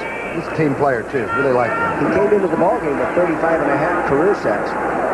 2nd down and 12. Down 4 rush line for the Eagles. And you know who's going to be throwing it. The reverse, the Statue of Liberty to Barry Nelson. Nelson hit hard, but drives to the 48-yard line. And bodies are still falling. Remember we were talking about Minnesota has everything in their offense? Kramer's limping back there. How can he limp on a Statue of Liberty? He handed it off. Did the statue kick him or what? He is limping. There's a new play out of Bud Grant's books. He's got him. Is Irwin in another fight? Yeah, there he was. There he is. Look at him. No, I won't hire him as a lawyer, but he won't finish the case. He's a little tougher than Raymond Burr. Watch the quarterback as he drops back now. Now watch him fake the pass, high arm over fake, hands it off right there, and off it goes. It worked right there. Kenny Clark is having a hard time getting out of that wrestling hold he was in. Bernard Wilson, number 22, puts him down. Well, you ever seen so much action around the ball carriers on all sides? Yeah. All right, 3rd down, and call it 2, but it's almost 3. Home back is Nelson, number 20. Keep watching him.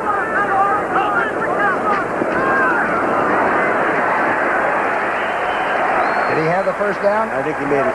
Just into Eagle territory. Wes Hopkins met him there. 7:27 on the clock.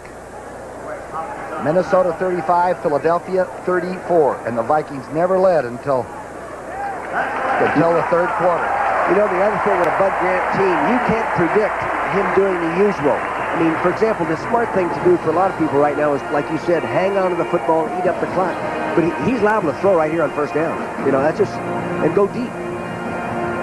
The Jets will be the host of the wild card game against New England. It's 37-10 now. Looks like they might be peaking at the right time. And Cleveland's got a good defensive ball club. No, they do. Schottenheimer's done some job there, hasn't he? He's done a great job. One of our old guys is the captain of the defense, Carl Hairston. Yeah, that's right, sure. 1st and 10. Now, that's too bad when you have to use a timeout. Burns one of the timeouts that maybe the Vikings will need. The Eagles need some points. They trail by 1. His last game, Jan Stenerud. You know, he could be put in a position as this game goes on to try to win a ball game in his last game. Look at this, 373 field goals, points. Still holds the Super Bowl record in Super Bowl IV for Henry Stram. He kicked a 48-yarder. Actually sort of started that game going the way of Kansas City. Quite a player. I think a year ago he had the best percentage, didn't he? 23 out of 24. He was amazing. Yeah. Anyway, this is his last game. He's been a tremendous person and a great player. 1st and 10 now. 6:56 left. Kramer's throwing it, and he's being chased out, and now dumps it to Darren Nelson, who was closely covered at the 44. See what I mean? Here he is, 1st down, throwing the ball. He's not worried about eating up the clock. Boy, he's mad, too. He went over to the official thinking his receiver had been tackled. This guy's been a real good addition to the community up here in Minnesota. He's real heavy in working with the Big Brothers program and that kind of stuff. Donates a lot of his time. You talking about Tommy Kramer? Tommy Kramer, yep. Yeah. Everybody wants to second-guess the quarterback. The Buck really does stop there taking that snap. 6:51 on the clock. Vikings lead by 1 point. Kramer has the ball. I believe it was Reggie Wilkes that got his hand on it. That's 2 batted passes for him today. Bill Friel, my eyes up here in the booth, picked that up very quickly. This Wilkes right there in the bottom of your screen, big 91. He's double teamed there by the tight end and the tackle. Now he comes back off and spins back into the play. Now right now the quarterback throws. He gets his hands up. You didn't get to see him hit it. Brings up an interesting call here, just into Eagle territory at the 49, a 3rd and 10. The Eagles have their nickel package in there, don't they? Wes Hopkins is actually playing a linebacker, and here comes the 4-man rush. Kramer going to the outside, but short of a first down. Tackled by Herman Edwards is Sammy White. That's too far a distance for a field goal attempt, isn't it? Yes. Coleman will try to nail it into the corner. He's had 11 inside the 20-yard line for Bud Grant this year. He's pretty good at getting those things out inside the 10, Tom. We've seen him do it a number of times in the other 3 ball games that we did. What's the safety man got to make sure? Has he got a fair catch to keep it from dying, maybe, at the 4 or 5 yard line to make sure? Yeah, well, you know, you maybe back up to the 8 and field it, but not any further back. Coleman against Cooper. Almost blocked. Ellis this time. Great job right there. Joey Browner, the special teams Pro Bowler. Now the Eagles have to go over 40 yards to get a field goal attempt. The Pro Bowl special teams player right here doing his job. He's a starting strong safety, down there doing his job as a special teams player.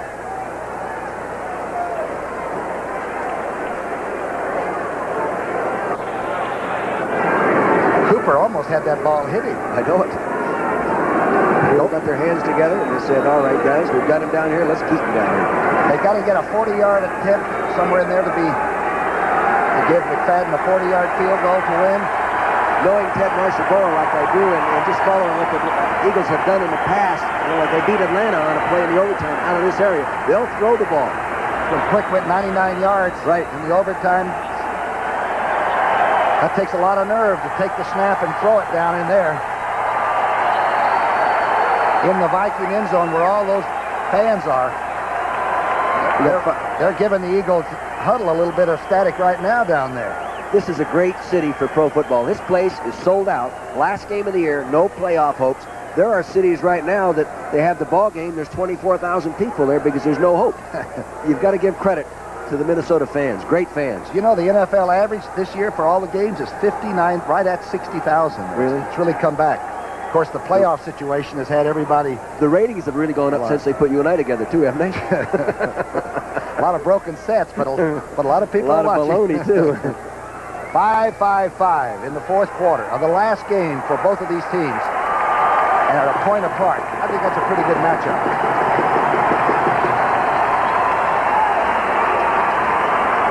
The crowd down in that end zone giving Jaworski and the Eagle huddle a lot of static. See that number 73 standing right there, Steve Kenny? I can remember when he was a rookie free agent struggling to make the football team. And we noticed him just hobbling all the time. But one day I went over to him in stretching exercise and I said, take your shoe off. Pulls his shoe off and his foot is one massive blister, but he wouldn't tell anybody because he didn't want to miss practice. He was trying to make the football team. There he is, number 73. Is he a piece of work?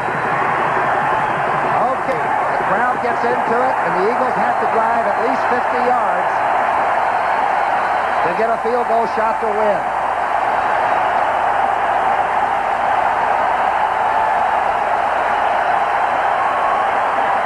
Throwing from the end zone.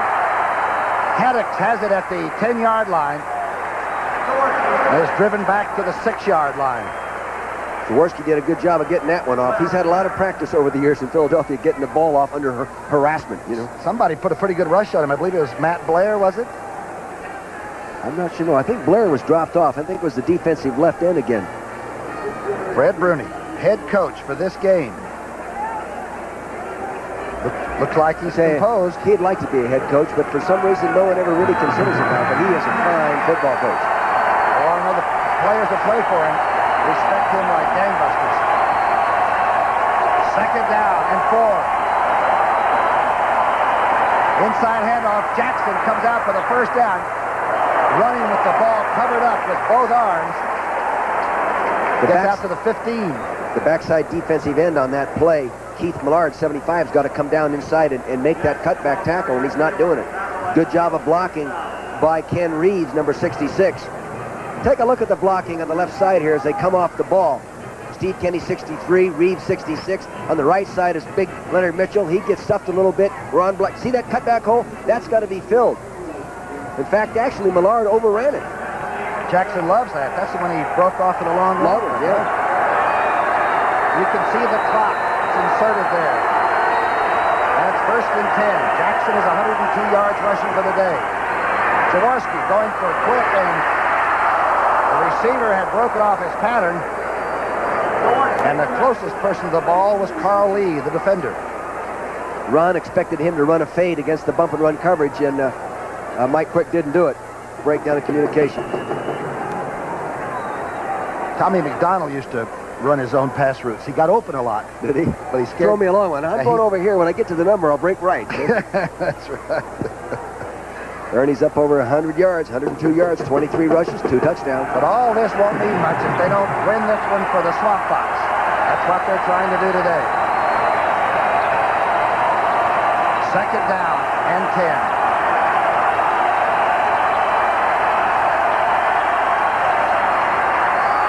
Jaworski. In and out of Kenny Jackson's hands. Great coverage by Willie Teal. That ball was right on, too. If it wasn't perfect coverage, Jackson would have gone with it. Willie Teal is a law enforcement major in college, and here he's enforcing the law of pass defense right there. Super play. Well done. Third down and 10. 4:13 on the clock. The Eagles have got to do something with the ball this time. They might not get it back. Third down and 10.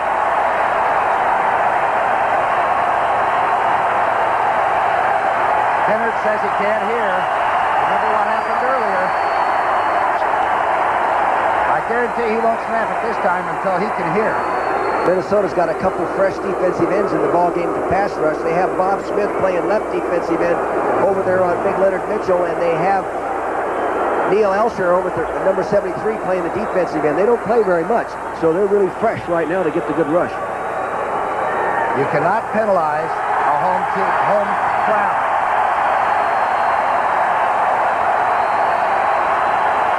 The center. Look at Mark Bennett looking back at the quarterback. He finally saw the cadence. Quick is open. It bounces off the defensive back. Carl Lee. And it's 4th and 10. Getting a little greedy going that deep on that pass. Yeah. See it right here. He underthrew it. Good thing he turned to look back. Yeah, they called him on that. Moran is back to punt. Or will he gamble and run it from there? I kind of doubt it. Carter is back at this Minnesota 45. This is a great time to evaluate your punter. Right now, all those other ones don't. And here's when you evaluate it. I had a punter one day punt the ball from standing on the goal line, and he missed it. I remember they dropped it, and Mike Michelle, he dropped it against the Redskins. The 5th punt of the day for Mike Duran. This is a pretty good kick. It's sort of a slider. You got to be careful with it. Takes an eagle bounce. And the Vikings will have the ball at their own 41-yard line. 35-34, 3:59 left. Tom Brookshire and Dick Vermeil. What'd you say? It was grapenosis? That's when you drink too much wine. Too much white wine, right? It's really been a fun year working with you, Dick. Yeah, I've enjoyed it too, Tom. Great experience. I've learned a lot of football, and I hope in some way that we brought some extra things to the people out there, because it's a fun game, and it's great to watch it on television. A lot of people have grown up not even going to the ballpark. They've grown up on television football, and you add a lot to it. You're a great dimension to CBS. Thank you. And we still got 3:59 and that one-point margin. And I'll guarantee you the Eagles are going to let it all fly on defense this series. This is Anderson. Picks up about 6 or 7 yards. Now we got flags are thrown everywhere, and there was almost a fight. I saw Wes Hopkins mixing it up with some receiver that was trying to block downfield. A great block by the offensive left tackle. I don't know if it was Rouse 68 or Huffman 72, but Greg Brown really got knocked off the ball that time. Somebody's down, an Eagle down over there. Dean Look facing us, number 49, the side judge, talking to McCarter. 48 in the middle of your screen, Wes Hopkins does something here that gets a personal foul call. Yeah, there he is. He clubs him. Oh, there he goes, right there. God, Wes, you shouldn't be doing that. I've seen him do that before. There's a player down on the Eagle sidelines. Otho Davis, I can see, is bending over the player. I think that might be Brown. It's 93, Thomas Struthers. Thomas Struthers. Jackson State defensive lineman. He broke a hand in training camp in '84, and he was in injured reserve through until December. Dallas taking the early lead on San Francisco. Don't forget, following this game, we immediately take you right out there to watch that action at Candlestick Park. The Cowboys and the 49ers. Yeah, Washington, of course, hoping that for once the Dallas Cowboys win a game. They'll be pulling for them because if they beat San Francisco, Washington will somehow get into the playoffs with their new young quarterback, Herr Schrader. AFC, the Dolphins have clinched it 28-0. They beat Buffalo today. 37-10. The Jets will host the wild card game against the Patriots. The Patriots won to 34-23. 37-17 as they're really putting it to him. Ditka rolls on. The player down, Thomas Struthers, must have some kind of I can't tell where they're working on him, Tom. Crazy thing about the playoff, though, it's all sudden death. That no matter what Chicago's done all year doesn't mean a thing when they tee it up and go into the playoffs, because you're only as good as that game, right? Right. It looks like they're working on a knee. You know, Claude Humphrey is responsible for Thomas Struthers being here. He recommended him, and Claude Humphrey would know a good football player, especially at that defensive end position, and he recommended him to Swamp Fox, and that's why he ended up with Philadelphia. Otho Davis, the trainer, how important is the trainer to you as the head coach? Oh, gosh. You live and die with those guys. I can remember Otho Davis staying up all night with Carl Hairston and gave him treatment all through the night on a Wednesday night or a Thursday night. That's on a Thursday night in preparation to play Pittsburgh Steelers on that Sunday, in which time we beat Pittsburgh, and they were world champions. With him, huh? He stayed slept right there in the dorm and gave him treatment every hour on the hour to get him ready to play, and he played. The Eagle alumni the other night at a dinner gave Otho Davis an award for an outstanding job as trainer, and Frank Wiechek, a trainer that used to try to keep us together back in the early days of the Eagles, and it's nice that you recognize how much those guys they work for you. And plus, Otho Davis is a practical joker. That you'd never know what he's going to do. I mean, he's pulled so many jokes in training camp on different people, all the rookies. I mean, unbelievable things that he does. You know what? The trainer is about half chaplain, too. Yeah. Guys will go in there and talk to him. They probably are afraid to talk to the coach or their own wives, you know? Yeah. Number 93 to the right side of your screen. You see he's working back outside in on the play, and you're going to see a player, his own guy right there, come across his leg, number 55, Mike Reichenbach. The good news is that they have the best possible medical corps that you can have now surrounding these football teams, and that's important. That's Tim Watterson, the assistant trainer, helping out. Ron O'Neill was the assistant trainer when I was there. He's a great trainer. He's now the head trainer at the New England Patriots. You know, that training room of yours looks like Mayo Clinic. That's the darndest thing in Philadelphia. Plus all that stuff he's got hanging all over the wall. And he was president of the Trainers Association for a long time, so I think people sent him a lot of equipment to experiment with. 35-34. Now, Minnesota's got to keep the ball. It's 1st and 10. 3.5 minutes left. The Eagles have 2 timeouts left. Minnesota has 2 left. Anderson picks up about 6 yards.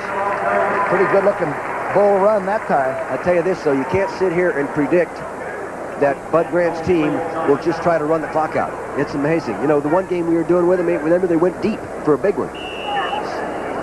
And as you said early in the game, nobody can take you to those sticks better than Kramer late in the game. Yes, he can really work the clock. Fred Bruni on the sidelines. Right now, it's sort of out of his hands.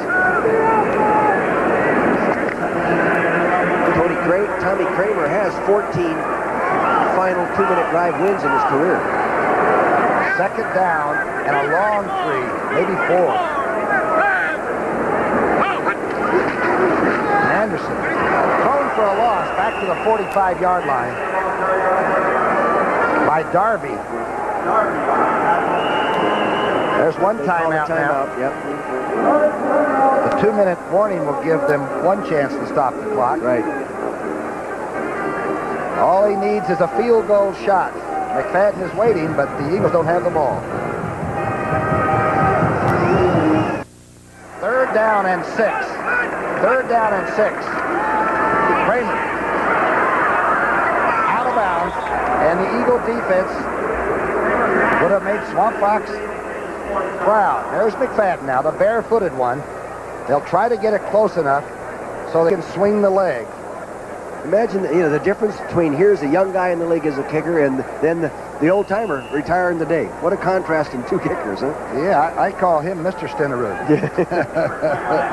Yeah, he's a great one. And this young kicker, McFadden, has won the respect of everybody. He is probably the brightest young kicker of them all. Cooper now is back, and Coleman is the punter. 4th and 6. The 6th punt for Coleman. The ball. 15 seconds. 15 seconds. I only got part of that. Stay on it. Taking it down to 15 seconds, I believe is what they said. 2:20 is on the official insert that you see. That's the clock. The zebras carry a watch, but sometimes they can't read it. 4th down and 6. Coleman's punt. So the out of bounds. That's not what the Vikings wanted to do there. It's out of bounds at the Eagle 27-yard line, and that was not a good punt. The only advantage to it is he couldn't return it. Tonight on CBS, and don't forget that Dallas 49ers game is coming up, the rest of it. Tonight on CBS, 60 Minutes, a special presentation of A Christmas Carol, and then Crazy Like a Fox with my hero, Jack Warden. That's one of my favorite shows. Is it really? Yeah, I think so, yeah. Anyway, it's a good night on CBS, and You wouldn't kid me now, would you? this is going to be some drive here.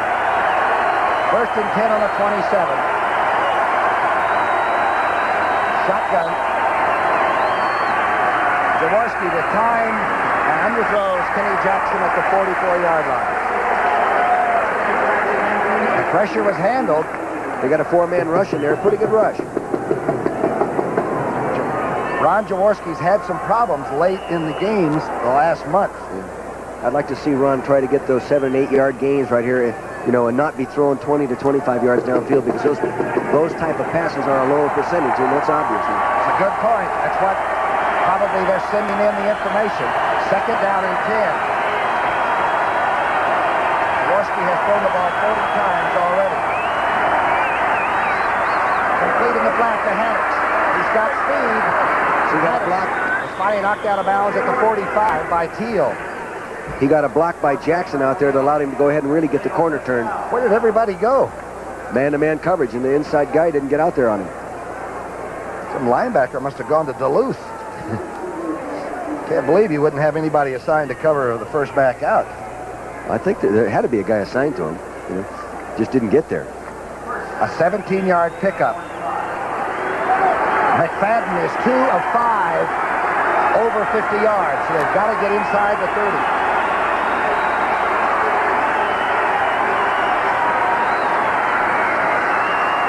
Jaworski trying for quick.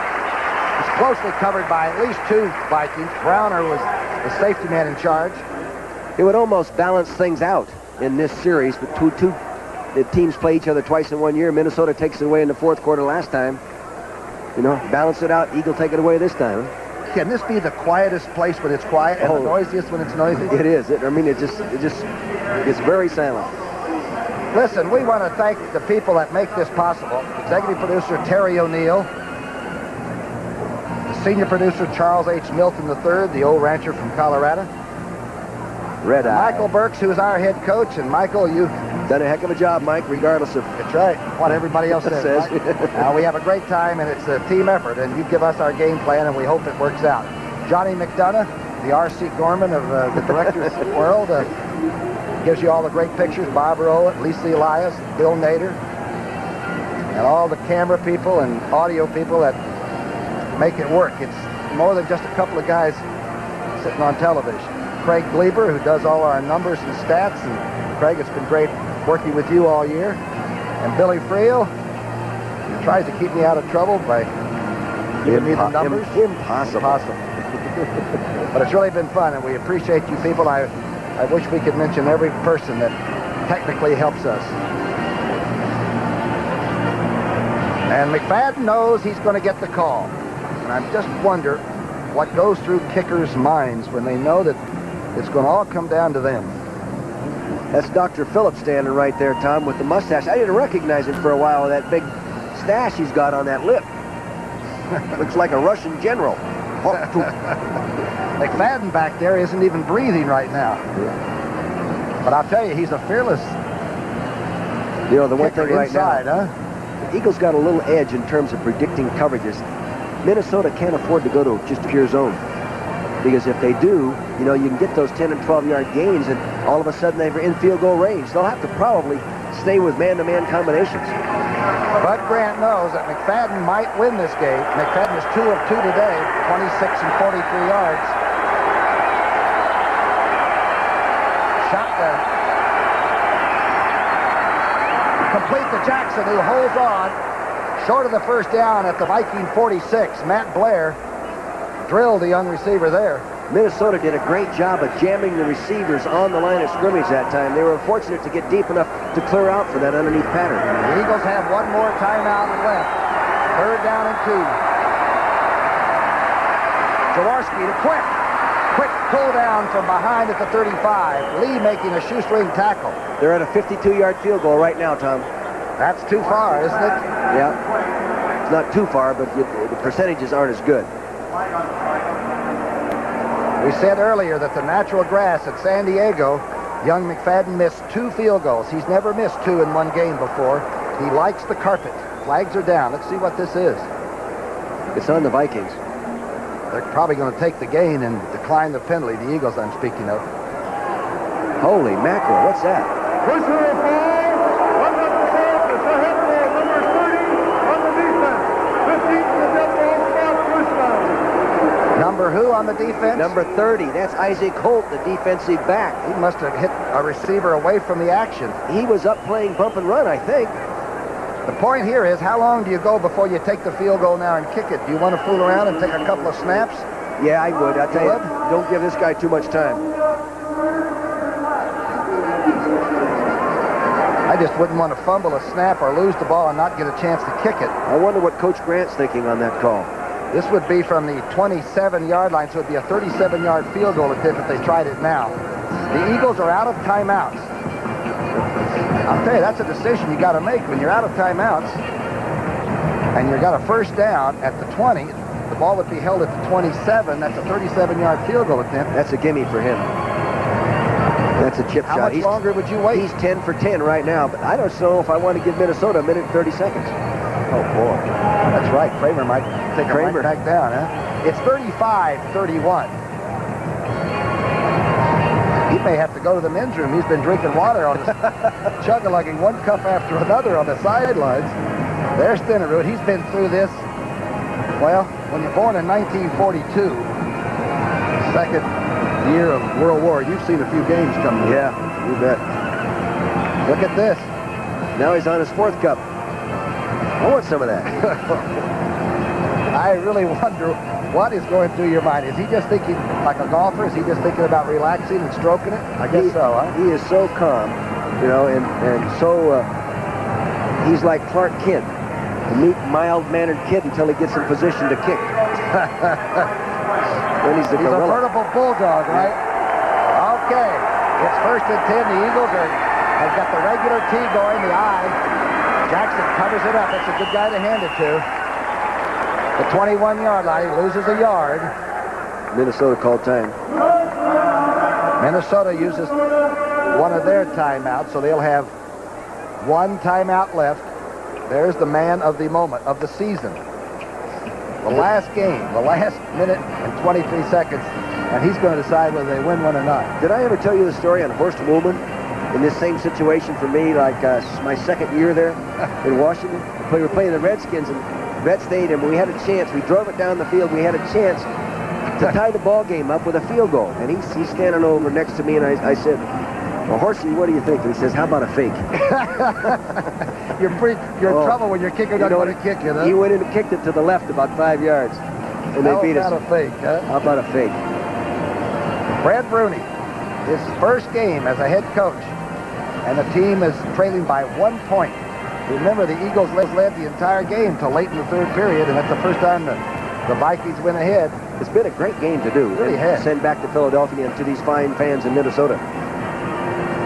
Boy, you know what Eagle football does for the numbers, the Nielsen ratings at CBS in Philadelphia. They get 55 shares. There goes another glass of water. I think that must be beer in that stuff over there in his cups, huh? He sloshes when he walks, but he's a great kicker. He's 22 of 27. He is 10 for 10 between the 30 and the 39. Yeah, I'd say that's a pretty good percentage, isn't it? Not bad. Second down and 11. Jackson breaks out and is finally tackled at the 15. You see how he makes those short, choppy steps, and he just sort of swerves around in that hole. They finally gotten McFadden away from the water table. One timeout left for Minnesota. They just used the second. Huh? They're out of timeouts. Out of timeouts. No timeouts left. No games left. The clock got is wrong. one All right, pin. they just changed it on the clock now. That clock man is not very fast. Not as fast as our guys up here. Jaworski goes over, and remember the kickers now, when they're at normal practice sessions, Horan and McFadden are all by themselves. They're over there on the other side working with their drops and what they're doing. And at this time, I guess you couldn't talk to anybody else anyway. It's all yours. Yeah. The quarterback, he's talking to normal people all the time, you know. Yeah. There's Ted Marshall-Broder facing us with the glasses, and that was Ken Imons, the offensive line coach, standing to the right. Now he went over to Roy Nell. He's going to get another glass of water. He's going. Maybe he's chewing tobacco and he's spitting in that cup, huh? Maybe that's Could that what be it it? is. That could be it. He's left a lot of cups there. He's going through the whole supply. I think he's 10 for 10 on cups right now. From any distance, right? What a great kid. 23-year-old, his second year, a number 12 draft choice. He was the MVP in special teams this year. Most valuable player. Nobody's looking at him or talking to him. He just wanders in and out of. Don't forget, Dallas and the 49ers next. Jaworski takes it and kneels. You see what he did? He took the snap and moved over to the middle of the field and knelt down right there, so they'll get the ball right in the middle. Jaworski is the holder. 7 will hold for 8. Both Youngstown State grads. It's wild, isn't it? The snapper is getting over it. That's Fury, I think, isn't it? No, it's Mark Dennard. Mark Dennard. A 35-yard attempt.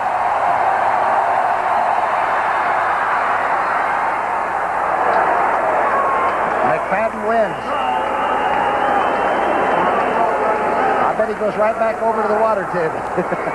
Nice job by Mr. McFadden. Huh. Fred says, hey, this head coach is not tough. Huh? Just get it down to the final seconds and let him kick to win the game. Here it is from the end zone. Gurgle, gurgle. All the linemen sets up to the inside. He gets it up straight down the middle. Oh, no, he gets it over. It's a good thing Ron moved to the right and knelt down at that time. Look at Bruni. Acting like it doesn't matter, right? Well, Swamp Fox, they've got it written on their defensive tape. They were playing this one for you. Here he is again. You can tell. Jaworski's great at doing that. Happiness is, huh? We're not over with. There are 40 seconds left. Now, what do you do with the kickoff? I think you kick it full. You go ahead and bang it away. Yeah, you keep it away from Buster Rhymes. Well, with 40 seconds to go, I think I'd go ahead and squib it. Yeah, it could come down to this fella again. He doesn't have enough experience, so. He wouldn't crack under the pressure. And McFadden really answered the bell there, didn't he? He did. It was a nice drive. They did a good job. And then that 15-yard personal foul penalty.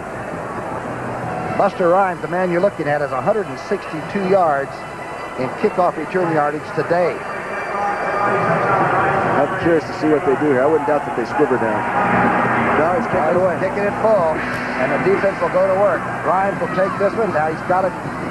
The impetus of the ball touches it down. Touch back to the 20-yard line. That's another good evaluation of McFadden's character. That's the best kickoff he's gotten all day. When he needed it the most. A high one, and it carried to the corner. 1-yard line in the corner. Look at Jaworski. Yeah, hey, he loves to win, I'll tell you that.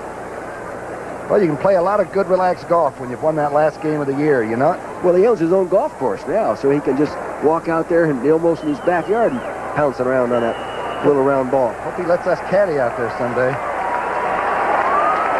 Tommy Kramer can bring this team a long way. Now, they're 80 yards away, and Stenerud is on the sidelines.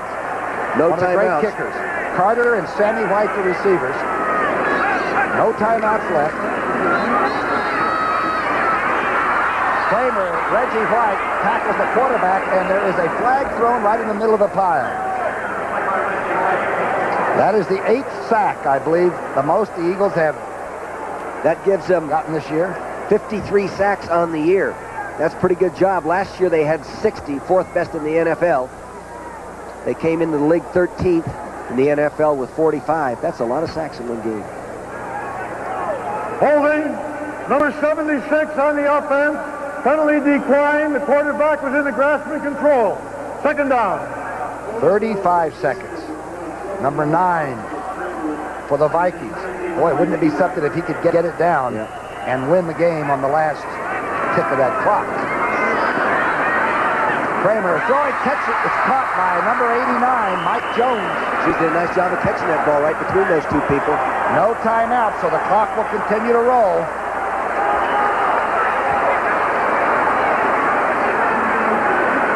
Kramer now, with the flags flying, gets it to Nelson to the 38-yard line. I think they called offsides on the defense, Tom. It was almost a free one then. That'll stop the clock also with 11 seconds left. I don't know if they got enough time to throw another short one. They've got to go the distance with it in terms of field goal distance. The flags were dropped almost at the snap. I don't think. Offside, number 71 on the defense. Penalty declined. First down. First down call, Kenny Clark. Let's see, they're on the 38. No timeouts. The penalty did one thing. It stopped the clock. That was important. They need at least 35 yards. 35 more yards. And then they would give Stenerud a chance in his last game. He's only 17 for 60 outside the 50 in his career. Sidearming and throwing it out of bounds. Ronell Young can't get it in bounds. 6 seconds on that clock. This is Bruni's atmosphere. He likes this. The defense is, it's up to the secondary. We did a game earlier in the year when the Vikings were playing the Rams. Remember when they went the length of the field and tried to get in from the 1-yard line? Yeah. And Nelson was tackled, and they lost it. And I'll tell you, Bud Grant never even broke stride. He just said you had to go for the win. That's what they're trying to do right now. Kramer. A holy ghoster. And he's caught. He's out of bounds. Out of bounds. Stops the clock. At the 15-yard line, Anthony Carter somehow caught the ball. The game is over. The game is over. The Eagles are leaving the field, and the Vikings think they still have a chance. I heard the gun go off, and they're taking the ball away from the players. Was that an ending, or was that an ending, Tom? To the season, huh? And Bruni's nothing to it. First chance is a win. What a perfect record. The Vikings will go to 7-9. The Eagles will go. Watch this. Now this plays at 11 seconds, right? He lets her go, winging it. It's going to be batted around off to the left side of your screen. Geronimo, it's called. Now watch it get batted around. There it goes. Gets tipped again. Look at Anthony Carter, the man of the hour. And that's when the clock was running out, but not on Fred Bruni. Once again, the final score is Minnesota 35, Philadelphia 37. For Dick Vermeil, this is Tom Brookshire saying so long from Minneapolis, Minnesota. Coming up next, it's San Francisco's last chance to make the playoffs as they host the NFC Eastern Division champions, the Dallas Cowboys. CBS Sports coverage of the National Football League will continue after this word from your local station. 37